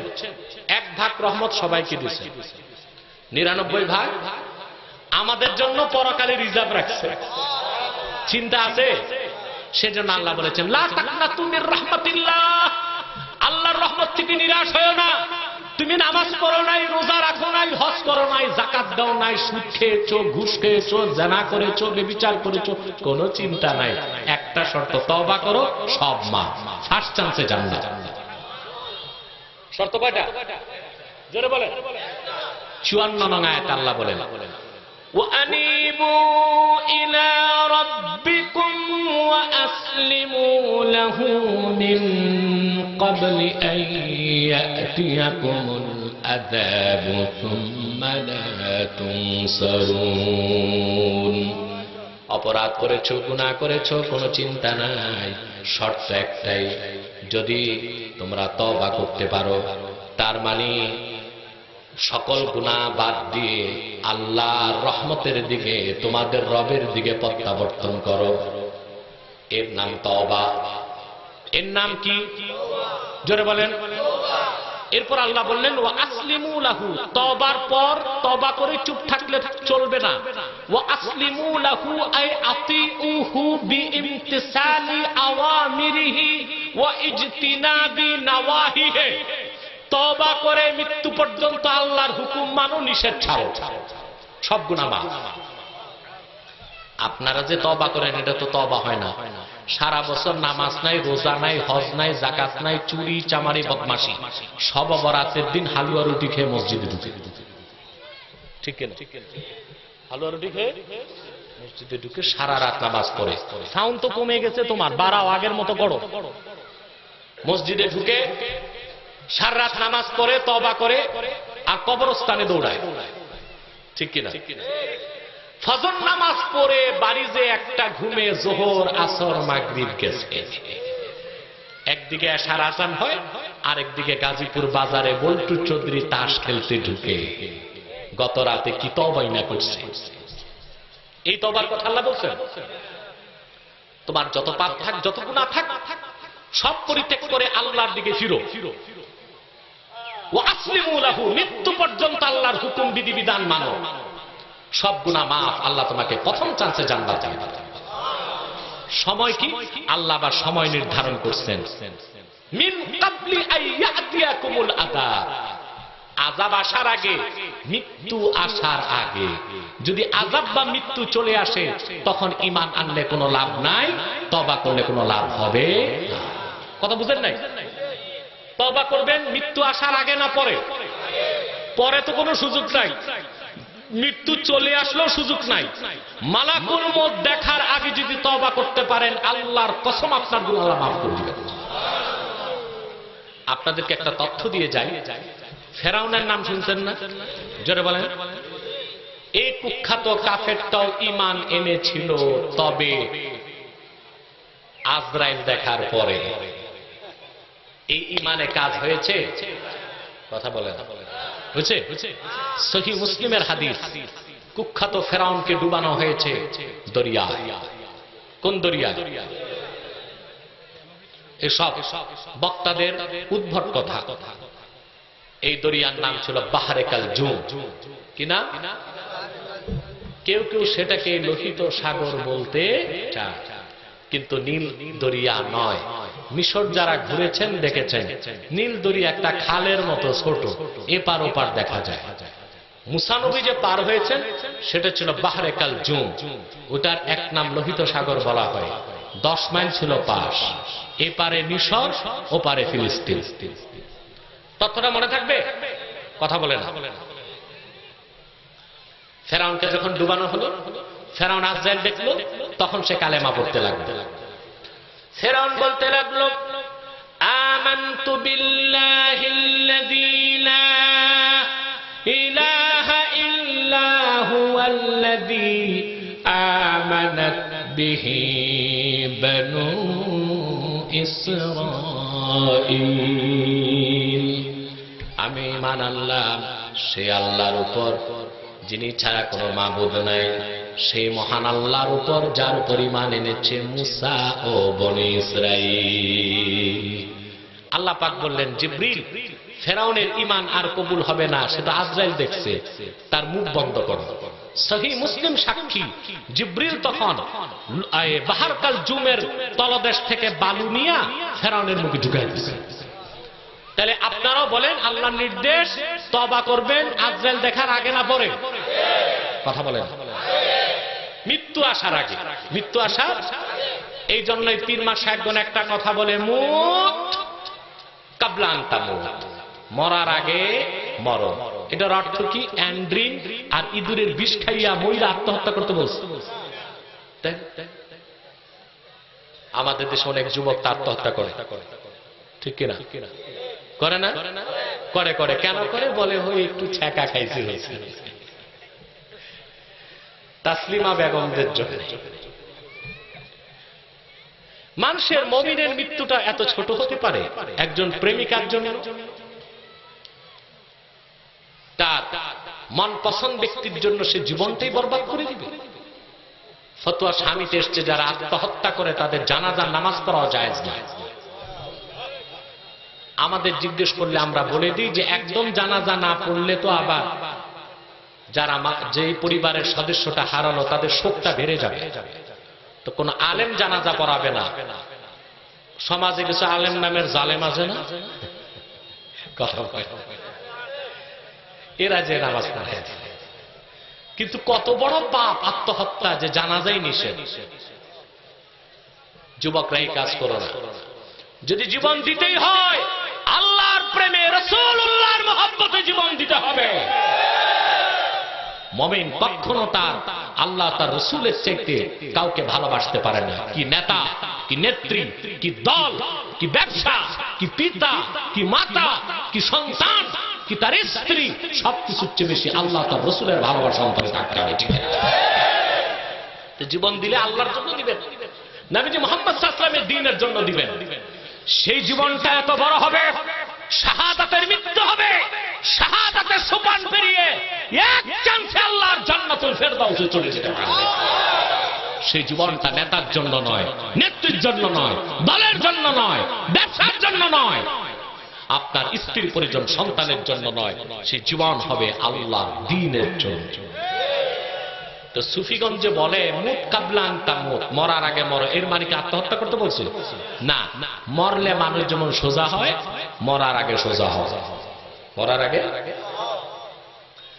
সেজন্য বলি ভাইয়েরা, আল্লাহর রহমত যদি পেতে চান, সকল গুনাহ মাফ করে জান্নাতের বাসিন্দা হতে চান, শর্ত একটাই, মৃত্যুর আগে আপনাকে তওবা করতে হবে।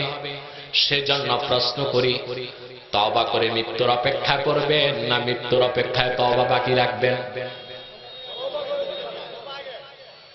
তওবা করে মৃত্যুর অপেক্ষা করবেন না মৃত্যুর অপেক্ষায় তওবা বাকি রাখবেন?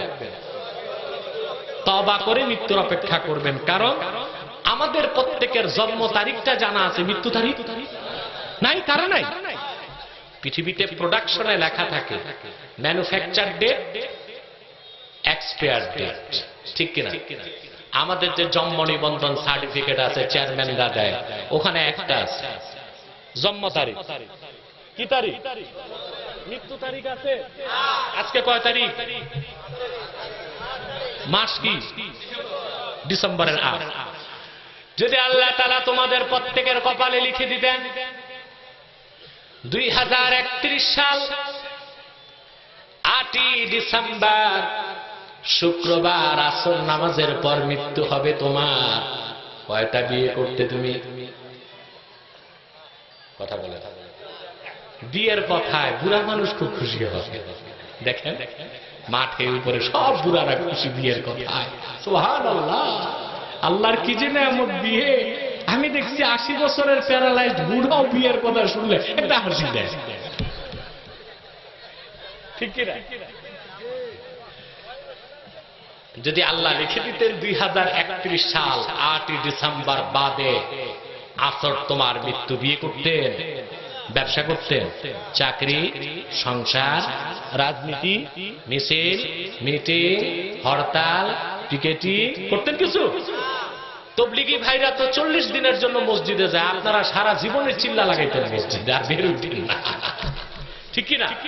তাহলে মুসলমান, আমার এই দীর্ঘ বক্তব্যের সাবস্টেন্স হলো এটা, যদি আল্লাহর রহমত চান, নবীজি মুহাম্মদ সাল্লাল্লাহু আলাইহি ওয়াসাল্লামের পেয়ারা উম্মত হয়ে বেহেশতে যেতে চান, তওবা করতে হবে। রাজি আছেন সবাই?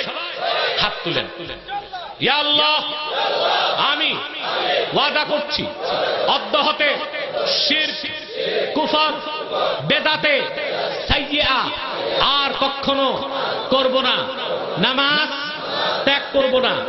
5 ওয়াক্ত নামাজ জামাতের সাথে আদায় করব। যদি শয়তানের প্ররোচনায় নামাজ ছুটে যায়, তাৎক্ষণিক তওবা করে নামাজ কাজা হিসেবে আদায় করব। হাত নামা। যুবকদের লক্ষ্য করে বলবো, দাড়িটা রাখার চেষ্টা করো, ঠিক কিনা? আমরা মুখে মুখে দাবি করি সব সুন্নি মুসলমান, সুন্নতের কিছুই নাই আমাদের মধ্যে, দাড়িটা পর্যন্ত নাই, ঠিক কিনা?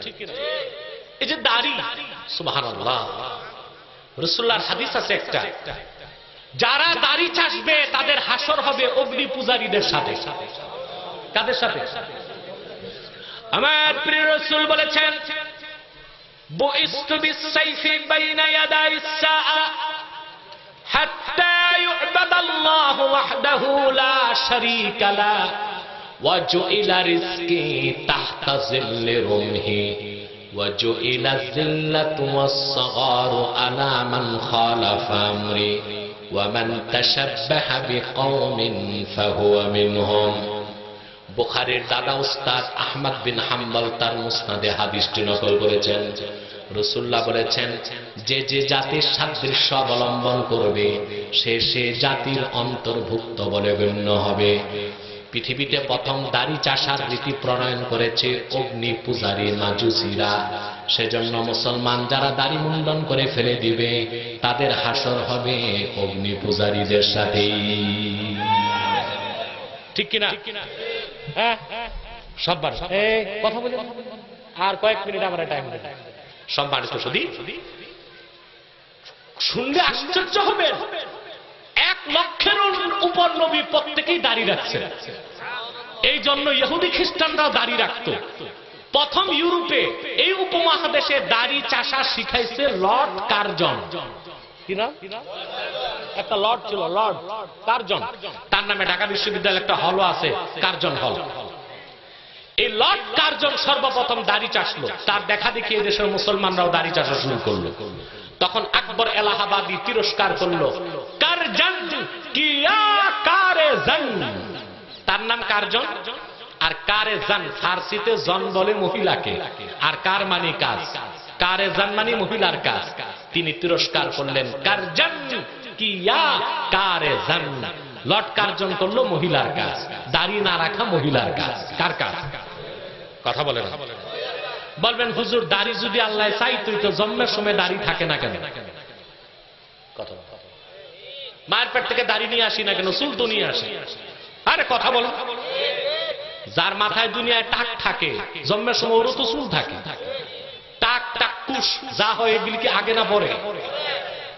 তো দাড়ি নিয়ে আসে না কেন? এক ইংরেজ এক আলেমকে প্রশ্ন করছে ব্রিটিশ আমলে, হুজুর আপনারা দাড়ি রাখেন কেন? আল্লাহর হুকুম। আল্লাহ যদি চাই তুই দাড়ি রাখেন, জন্মের সময় দাড়ি থাকে না কেন? আল্লাহর বান্দা আলেম পায়ের জুতা খুলছে, ইংরেজ তোর দাঁতগুলো আমি ভাঙবো, কারণ জন্মের সময় দাড়িও থাকে না, জন্মের সময় দাঁতও থাকে। ঠিক একই তো বলে দাঁত ভাঙ্গা জবাব। কি জবাব? তাহলে লর্ড কার্জন প্রথম দাড়ি চাষলো। আর এই পৃথিবীতে দাড়ি চাষার প্রচলন করলো মাজুসিরা, মাজুসি অগ্নি পূজারীরা, যারা আগুন পূজা করত। এখন আগুন পূজার সময় ওরা আগুন সামনে নিয়ে পূজা করত। লম্বা দাড়ি থাকলে দাড়িতে আগুন লাগবে না? তার আগুন পূজার সাথে দাড়ি ফেলে দিচ্ছে। এখন তোমরা যুবকরা যারা দাড়ি রাখো না, তোমরাও কি আগুন টাগুন পূজা দাও না? এটা দাড়ি নাই কেন? আমি বলবো যুবকদেরকে, 5 ওয়াক্ত নামাজের ওয়াদা তো করলাই, পাশাপাশি দাড়ি রাখার চেষ্টা করো যদি খাঁটি সুন্নি হতে চাও। আমাদের মতো এক মুষ্টি দাড়ি হঠাৎ তোমরা রাখতে পারবা না। এটা একটা সময়ের ব্যাপার, অভ্যাসের ব্যাপার। দাড়ি ছাটাও হারাম, দাড়ি চাষাও হারাম। একটা অপরাধ, একটা মহা অপরাধ। অন্তত আমি দেখতে চাই 10টা যুবক যে আজ থেকে দাড়ি চাষবা না, এরকম 10টা যুবক হাত করে দেখো। হাত লম্বা করো, আল্লাহ দেখো। আলহামদুলিল্লাহ, হাত নামা। আল্লাহ কবুল করুন, আল্লাহ মঞ্জুর করুন। বলুন আল্লাহুম্মা আমিন। জোরে বলেন আল্লাহুম্মা আমিন। সাদাকাল্লাহুল আযীম ওয়া সাদাকা রাসূলুহুন নবিয়ুল কারীম ওয়া নাহনু আলা যালিকা মিনাশ শাহিদিন ওয়াশ শাকিরিন ওয়াল হামদুলিল্লাহি রাব্বিল আলামিন। এবার দোয়ার আগে বাকিরা বসে যাও। সম্মানিত সুধী, আমি আর আপনাদেরকে কষ্ট দিচ্ছি না। আমি আমার ইমানের তাকাজা হিসেবে সংগঠনের দাবি অনুযায়ী একটি কথা বলে দিচ্ছি। আপনারা এখানে বিভিন্ন দলের লোক আছেন, ঠিক কিনা? আমি চাই নির্বাচন সামনে আপনারা দলাদলি মারামারি রক্তপাত করবেন না। মুসলমান বলে যায়, যদি আপনারা নিজেরা দলে দলে মারামারি ঝগড়া ফাসাদ করেন, রক্তপাত দেশে ঘটে, আমাদের চিরশত্রু কাফের মুশরিক বেঈমান বিজাতিরা বাংলাদেশের স্বাধীনতা সার্বভৌমত্বকে ক্ষুণ্ণ করার চেষ্টা করতে পারে। তা আমরা হতে দিতে পারি না। আগে দেশ, তারপর দল। কথা বলে না। আগে কি দেশ নাই, দলও নাই। দল থাকবে? একটি দেশ একটা নৌকার মতো। কিসের মতো? এখন 3 গ্রামের লোক বসছে নৌকায়, বুঝলেন? 1 গ্রামের লোক বসে মাছ তুলে উপরে, আরেক দল মাঝখানে, আরেক গ্রামের লোক নৌকার তলায়, বুঝলেন? তলায় যারা, তারা বলল যে ওই 2 গ্রামের লোক উপরে বসবে, আমরা নিচে, তা হইতে পারে না, আসো নৌকা ছাড়া করি। নদীর মাঝখানে যে ছাড়া করছে, আমরা তলে, তোরাও তলে যা। এখন মরবে কি উপরের ওরা না সবাই? বাংলাদেশ মুসলমানের দেশ, লক্ষ লক্ষ মুসলমানের রক্তের বিনিময়ে দেশ স্বাধীন হয়েছে। এই দেশে বিজাতি বিধর্মী এসে যেভাবে আফগানের স্বাধীনতা তারা লুণ্ঠন করেছে, লিবিয়ার স্বাধীনতা লুণ্ঠন করেছে, সিরিয়ার স্বাধীনতা লুণ্ঠন করেছে, কাশ্মীরের স্বাধীনতা লুণ্ঠন করেছে, ফিলিস্তিনের স্বাধীনতা লুণ্ঠন করেছে, লাখো মুসলমানের রক্তের বিনিময়ে অর্জিত সোনার বাংলার স্বাধীনতা বিজাতিদেরকে লুণ্ঠন করতে দেওয়া হবে না, হবে না, হবে সেজন্য দলীয় ঐক্যবদ্ধতা প্রয়োজন আছে। এই তো সাউন্ড কমে গেছে, এটা কি বিজাতির পক্ষে নাকি? আবার এক থাকবেন, পারবেন তো ইনশাআল্লাহ? কিসমতে যা আছে, আল্লাহ যার তকদিরে যা রাখছে তাই তো হবে। কথা বলা, কার ভাগ্যে কি ফয়সালা কি জমিনে না আকাশে? মানুষ যা দুনিয়ায় করতেছে না, এসব পুতুল খেলা, ফয়সালা কই সেটা বিশ্বাস রাখবেন। কোন সহিংসতা, কোন কোন্দল, কোন রক্তপাতে যাবেন না।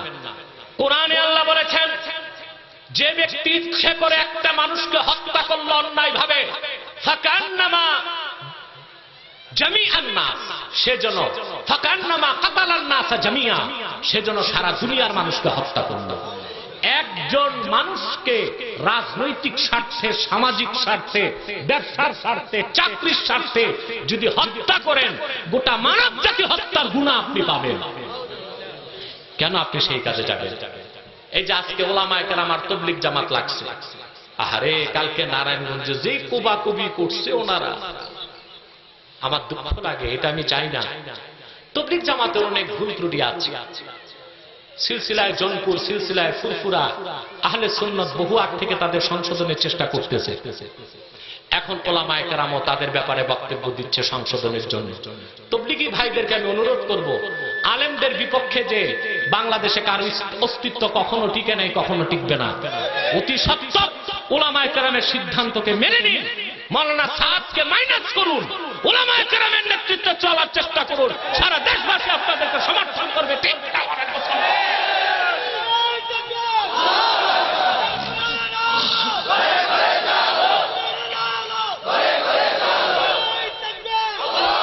সম্মানিত সুধী, সম্মানিত সুধী, আমি বলবো রাজনৈতিক সহিংসতাও করবেন না, ওইটা থেকে বাঁচবেন। আমি চোখে খুব ভয় দেখছি, আতঙ্ক দেখছি। সব কথা তো বলতে পারি না, আমি অরাজনৈতিক ব্যক্তি, তবে বাংলাদেশের নাগরিক হিসেবে আমার কিছু দায়িত্ব কর্তব্য আছে, সেজন্য আপনাদেরকে বললাম সহিংসতা থেকে দূরে থাকবেন। যদি একবার সহিংসতা হতে পারে দেশে, তা বন্ধ করা সম্ভব হবে না। দেশ যাবে বিজাতির হাতে, তখন তো সবাই দেশ হারাইলাম। ঠিক কিনা? আমি আপনাদেরকে করজোর অনুরোধ করব, দলীয় মতভেদ থাকতেই পারে, তা থাকবে রাজপথে এবং সংসদে। শুধুমাত্র ইসলামের শত্রু কাফের মুশরিক বেঈমানদের বিপক্ষে চার দলের মুসলমান ঐক্যবদ্ধ থাকবে। বাংলাদেশে অনেক ধর্মের লোক আছে, তারা তাদের ধর্মকর্ম পালন করছে, আমরা কোনো বাধা বিপত্তি করি না। এই যে কিছুদিন আগে হিন্দুরা দুর্গা পূজা করছে, কোন একজন মুসলমান তো তাদের মন্দির একটা ঢিলও দেয় নাই, অধিকার দিয়েছে, তাদের ধর্ম পালনের সুযোগ আছে তাদের গণ্ডির মধ্যে। ঠিক কিনা?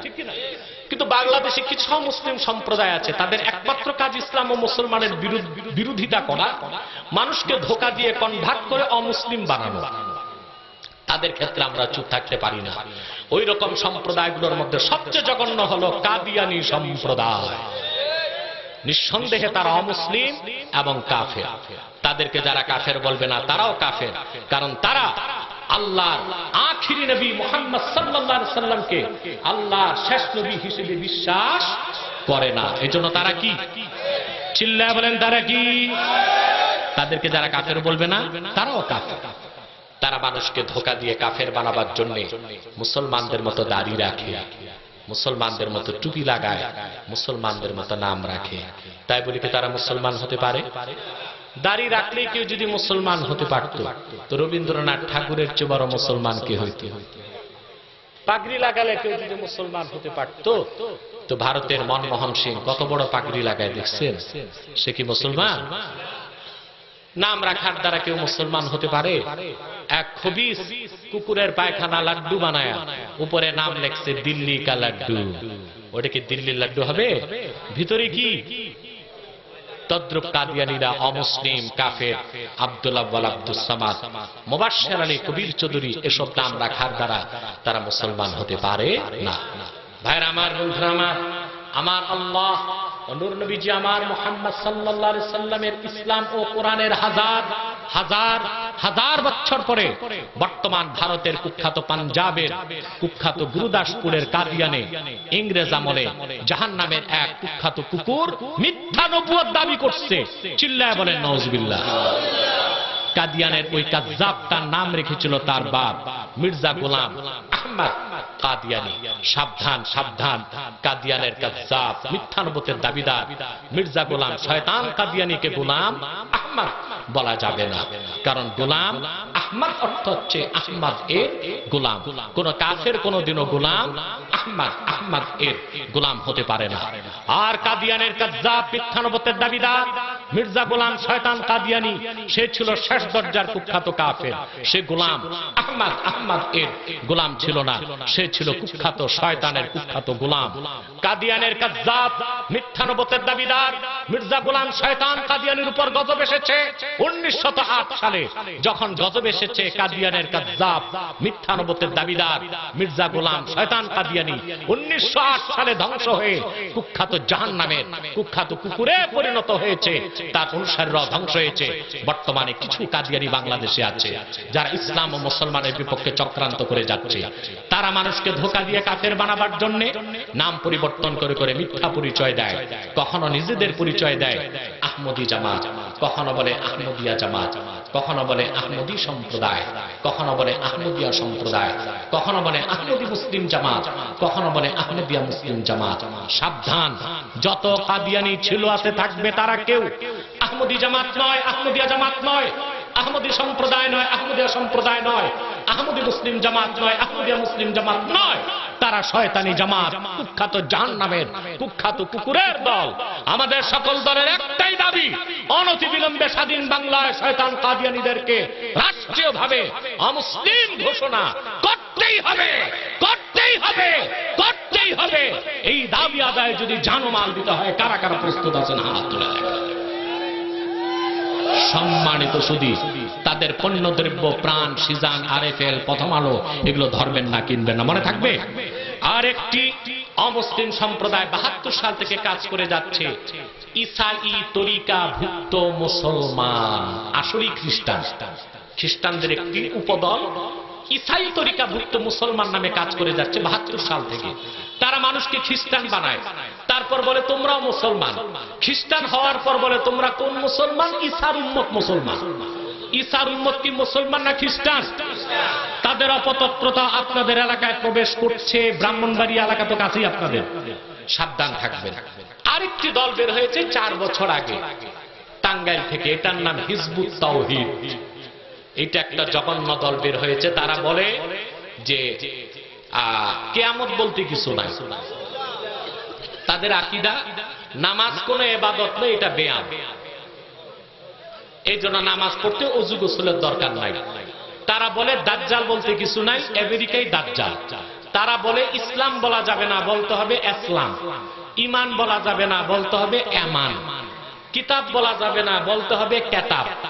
আর নামাজ বলা যাবে না, বলতে হবে নমাজ। এটা একটা অমুসলিম সম্প্রদায় মানুষকে কনভার্ট করে বেঈমান বানাবার কাজে নেমেছে। যদি শুনেন এইরকম দল এলাকায় ঢুকেছে, উত্তম মাধ্যম দিয়ে পুলিশের হাতে দিয়ে দিবেন, পারবেন তো ইনশাআল্লাহ। ওয়াখির দাওয়ানা আলহামদুলিল্লাহি রাব্বিল আলামিন। এখন দোয়া হবে, 5 মিনিটে আমি উত্তর দিয়ে দিচ্ছি প্রশ্নের। যারা দাঁড়িয়ে আছেন বসে যান, 11 বার ইস্তেগফার করেন।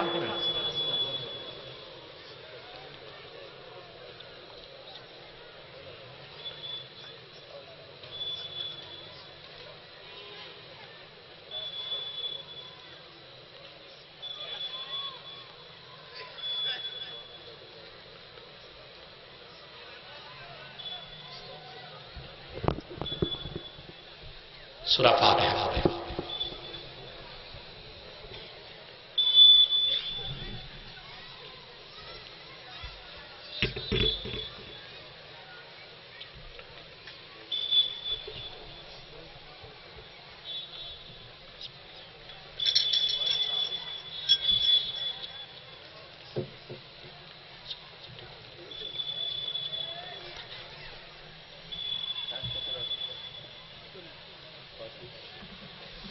প্রিয় সুধী, পুরা পৌনে 2 ঘন্টা আমি আপনাদেরকে সময় দিলাম।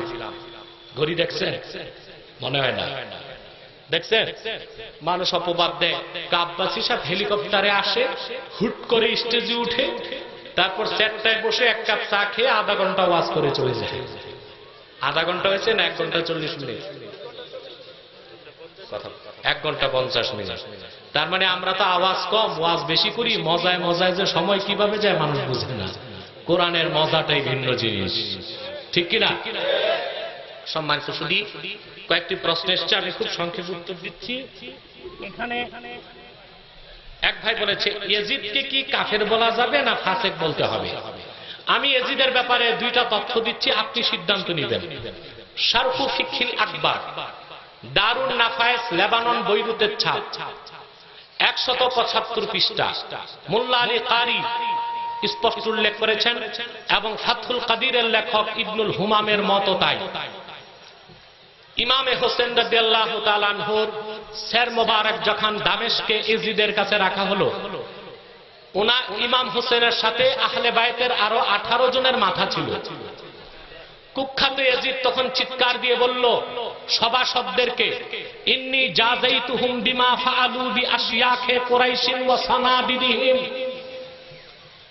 ও মুসলমানেরা, বদরে আমার দাদা উতবা সহ 70 জন কাফের মরেছিল।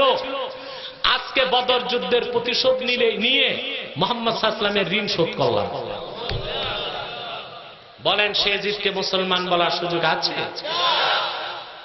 হানাফি মাযহাবের শ্রেষ্ঠ তাফসীরের কিতাব রুহুল মাআনি 30 খণ্ড, 29তম খণ্ডে 310 পৃষ্ঠায় লানাতুল্লাহি আলা জালিমিনের ব্যাখ্যায় ইমাম আলুসি লেখেন, 3 পৃষ্ঠা ইয়াজিদের আলোচনার পর তিনি লিখলেন, ফাআকুলু ইন্নাল খাবিসা লাম ইউসাদ্দিক বিরিসালাতিন নবী সাল্লাল্লাহু আলাইহি ওয়াসাল্লাম।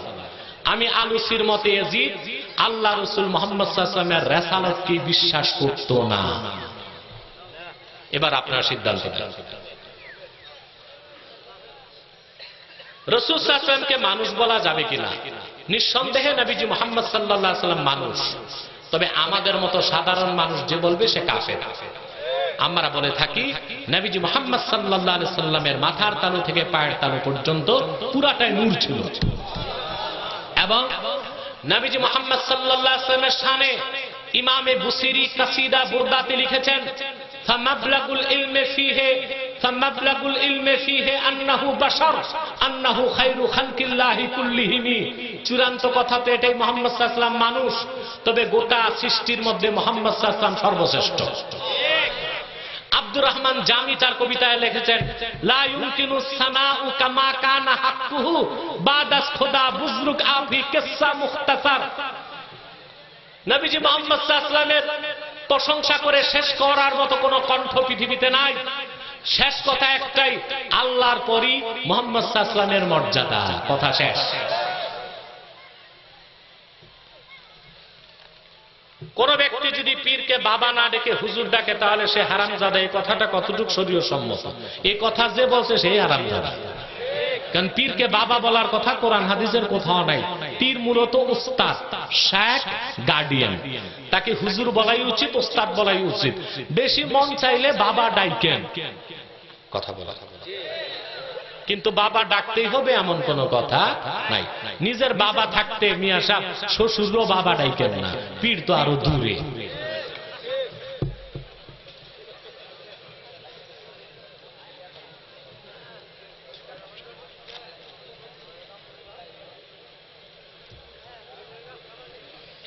এক মৌলবী বলেছে শাহ ওলিউল্লাহ মুহাদ্দিস দেহলভী কাফের। নাউজুবিল্লাহ, আল্লাহ গোড়াটাই কেটে দিচ্ছে।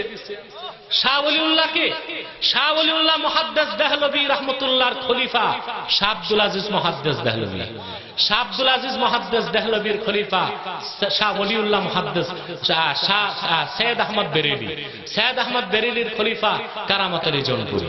কারামত আলী জৌনপুরি থেকে আমরা, যার হাতে 1 কোটি লোক মুসলমান হয়েছে।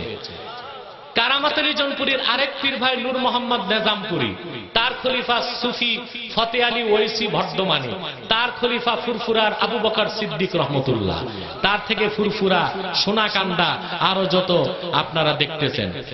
কারামতুল জনপুর রহমতুল্লাহর আরেক পীর ভাই হযরত সুফি নূর মোহাম্মদ ঝানঝানবি, ওনার খলিফা এমদাদুল্লাহ মুহাজির মক্কি, ওনার থেকে প্রতিষ্ঠিত হয়েছে দেওবান এবং অন্যান্য সিলসিলা এবং তরিকা। তাহলে এক ওলিউল্লাহ মুহাদ্দিস দেহলভীকে কাফের বানালে উপমহাদেশে কোনো মুসলমান থাকে না। অতএব শাহ ওলিউল্লাহকে যে কাফের বলে সেই কাফের তার 14 গোষ্ঠী কাফের।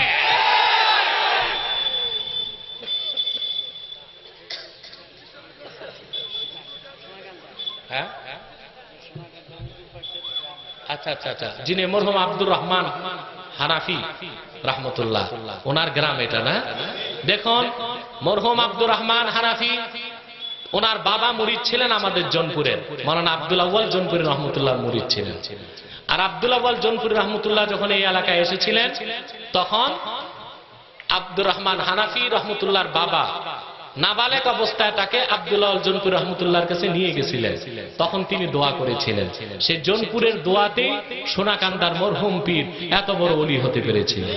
আলহামদুলিল্লাহ। পরবর্তীতে তিনি খেলাফত নিয়েছেন আবু বকর সিদ্দিক ফুরফুরারবি রহমতুল্লাহর কাছ থেকে। সম্মানিত সুধী, ইসলাম নিয়ে আমাদের আলেম সম্প্রদায়ের মধ্যে এই মতভেদ কেন? অন্যান্য ধর্মের মধ্যে এত মতভেদ নেই, আপনার ধারণাই নাই। অন্য ধর্মে কত ভাগ আপনি চিন্তা করতে পারবেন না। খ্রিস্টানরা প্রধানত 2 ভাগ, একটা ক্যাথলিক একটা প্রোটেস্ট্যান্ট। লক্ষ লক্ষ প্রোটেস্ট্যান্ট খ্রিস্টানকে ক্যাথলিকরা হত্যা করেছে রেনেসাঁ বিপ্লবের আগে। হিন্দুদের মধ্যে আছে 317 ভাগ। কত? 317 ভাগ। তো ওগুলো অমুসলিমদের ভাগ আর আমাদের ভাগ এক না। আমরা মুসলমান আলেমদের মধ্যে যে মতভেদ সেটা হলো এক ঘরে 5 ভাইয়ের মতভেদ। 5 ভাই মতভেদ করে, বাবাকেও ঠিক মানতেছে 5 জন, মাকেও মানতেছে। আমাদের মতভেদ থাকলে থাকতে পারে নিজেদের মধ্যে, আমরা এক কোরআন এক হাদিস মানি, এক আল্লাহর বান্দা নবীজি মুহাম্মদ সাল্লাল্লাহু আলাইহি ওয়াসাল্লামের উম্মত। ঠিক কিনা বলে? সেই মতভেদ কোনো বিষয় না। আলেমদের মধ্যে মতভেদ থাকলেই প্রতিযোগিতা থাকে।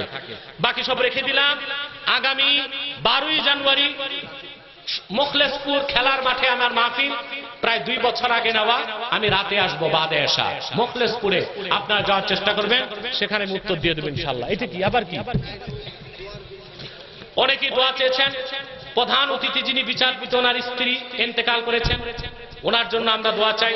মসজিদের সকল মুসল্লির জন্য দোয়া করবেন, সকল গ্রামবাসীর জন্য দোয়া করবেন, সকল যুবকদের জন্য দোয়া করবেন। আমি করব, বিশেষ করে আমার এই মেম্বার সাহেব দোয়া চেয়েছেন, বাবা মার জন্য দোয়া করবেন, সবার জন্য দোয়া হবে, যে প্রবাসীদের জন্য দোয়া হবে। জি জি। 26শে জানুয়ারি কামাল্লা মাহফিলে আসবো দিনের বেলা বাদে জোহর। এটা তো পরে বলে দিতে পারবি, টাইম আছে। সম্মানিত শুধু আমি এখন চলে যাব, একটু দরুদ সালাম করে দোয়া করবো যেন দোয়া কবুল হয়। সাল্লাল্লাহু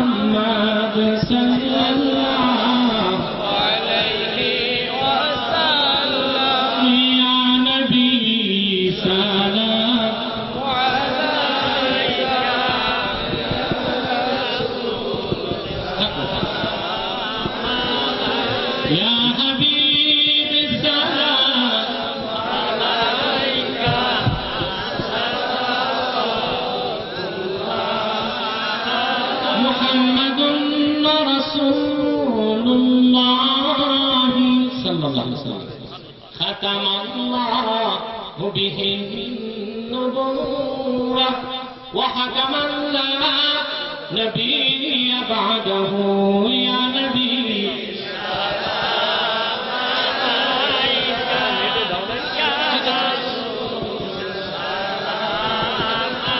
يا حبيب السلام عليك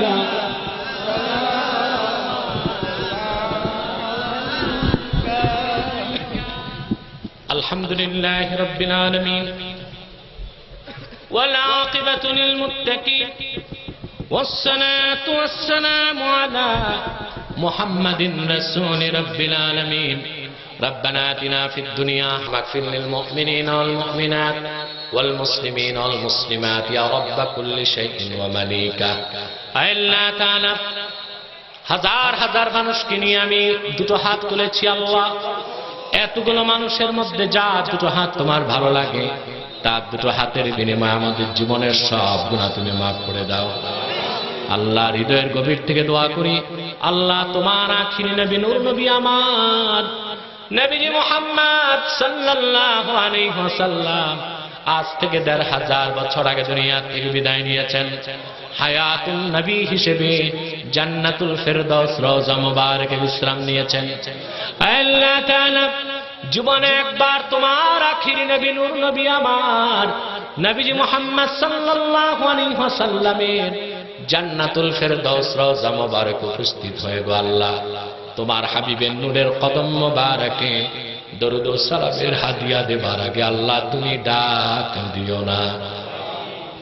আল্লাহ তাআলা একবার বা একাধিকবার যারা সোনার মদিনায় নূরের মদিনায় যেতে পেরেছি, জীবনে বারবার তোমার হাবিব আখিরি নবী মুহাম্মদ সাল্লাল্লাহু আলাইহি ওয়াসাল্লামের নূরের শহর মদিনাতুল মুনাওয়ারা জিয়ারতের জন্য তাদের কপালটা খুলে দাও। আল্লাহ তাআলা হৃদয়ের গভীর থেকে দোয়া করি, আল্লাহ তোমার আখিরি নবী নবীজি আমার মুহাম্মদ সাল্লাল্লাহু আলাইহি ওয়াসাল্লামের নূরের চেহারা মোবারক স্বপ্নে একবার দেখে গো আল্লাহ জান্নাত ওয়াজিব হবার আগে তুমি ডাক দিও না। একবার বা একাধিকবার যারা তোমার আখিরি নবী নবীজি মুহাম্মদ সাল্লাল্লাহু আলাইহি ওয়াসাল্লামের নূরের চেহারা মোবারক স্বপ্নে দেখার সৌভাগ্য লাভ করেছে, আল্লাহ জীবনে বারবার দেখার জন্য তাদের কপালটা আল্লাহ তুমি সোনার কপাল বানিয়ে দাও। আল্লাহ আমাদের অনেকের বাবা নাই, মা নাই, আত্মীয় স্বজন নাই, আল্লাহ এই মাহফিলের জন্য বিচারপতি সাহেব নৈতিক সমর্থন দিয়েছেন, তার ভাতিজা তার আত্মীয় স্বজনরা মাহফিল করেছে, এলাকার চেয়ারম্যান মেম্বার সহযোগিতা করেছে, থানা প্রশাসন নৈতিক সমর্থন দিয়েছে। আল্লাহ যুবকরা পাগলের মতো খেটেছে, আল্লাহ যুবকদের নাম আমি জানি না, মাহবুব তুমি জানো। আল্লাহ তোমার কোরআনের ইজ্জতে ও বরকতে এই যুবকদের খাঁটি ইমানদার বানায় দাও, সহিহ আকীদার ধারক বানায় দাও, আহলুস সুন্নাহ ওয়াল জামাতের মুত্তাবি বানায় দাও, তোমার দ্বীনের সৈনিক হিসেবে কবুল করে নাও। আল্লাহ প্রবাসী অনেক যুবক আছে এই এলাকার, তাদের প্রবাস জীবনটাকে কল্যাণময় করে দাও। আল্লাহ মা বোনদের মনের দুঃখ কষ্ট দূর করে আল্লাহ তাদেরকে একটি সোনার সংসার দিয়ে দাও।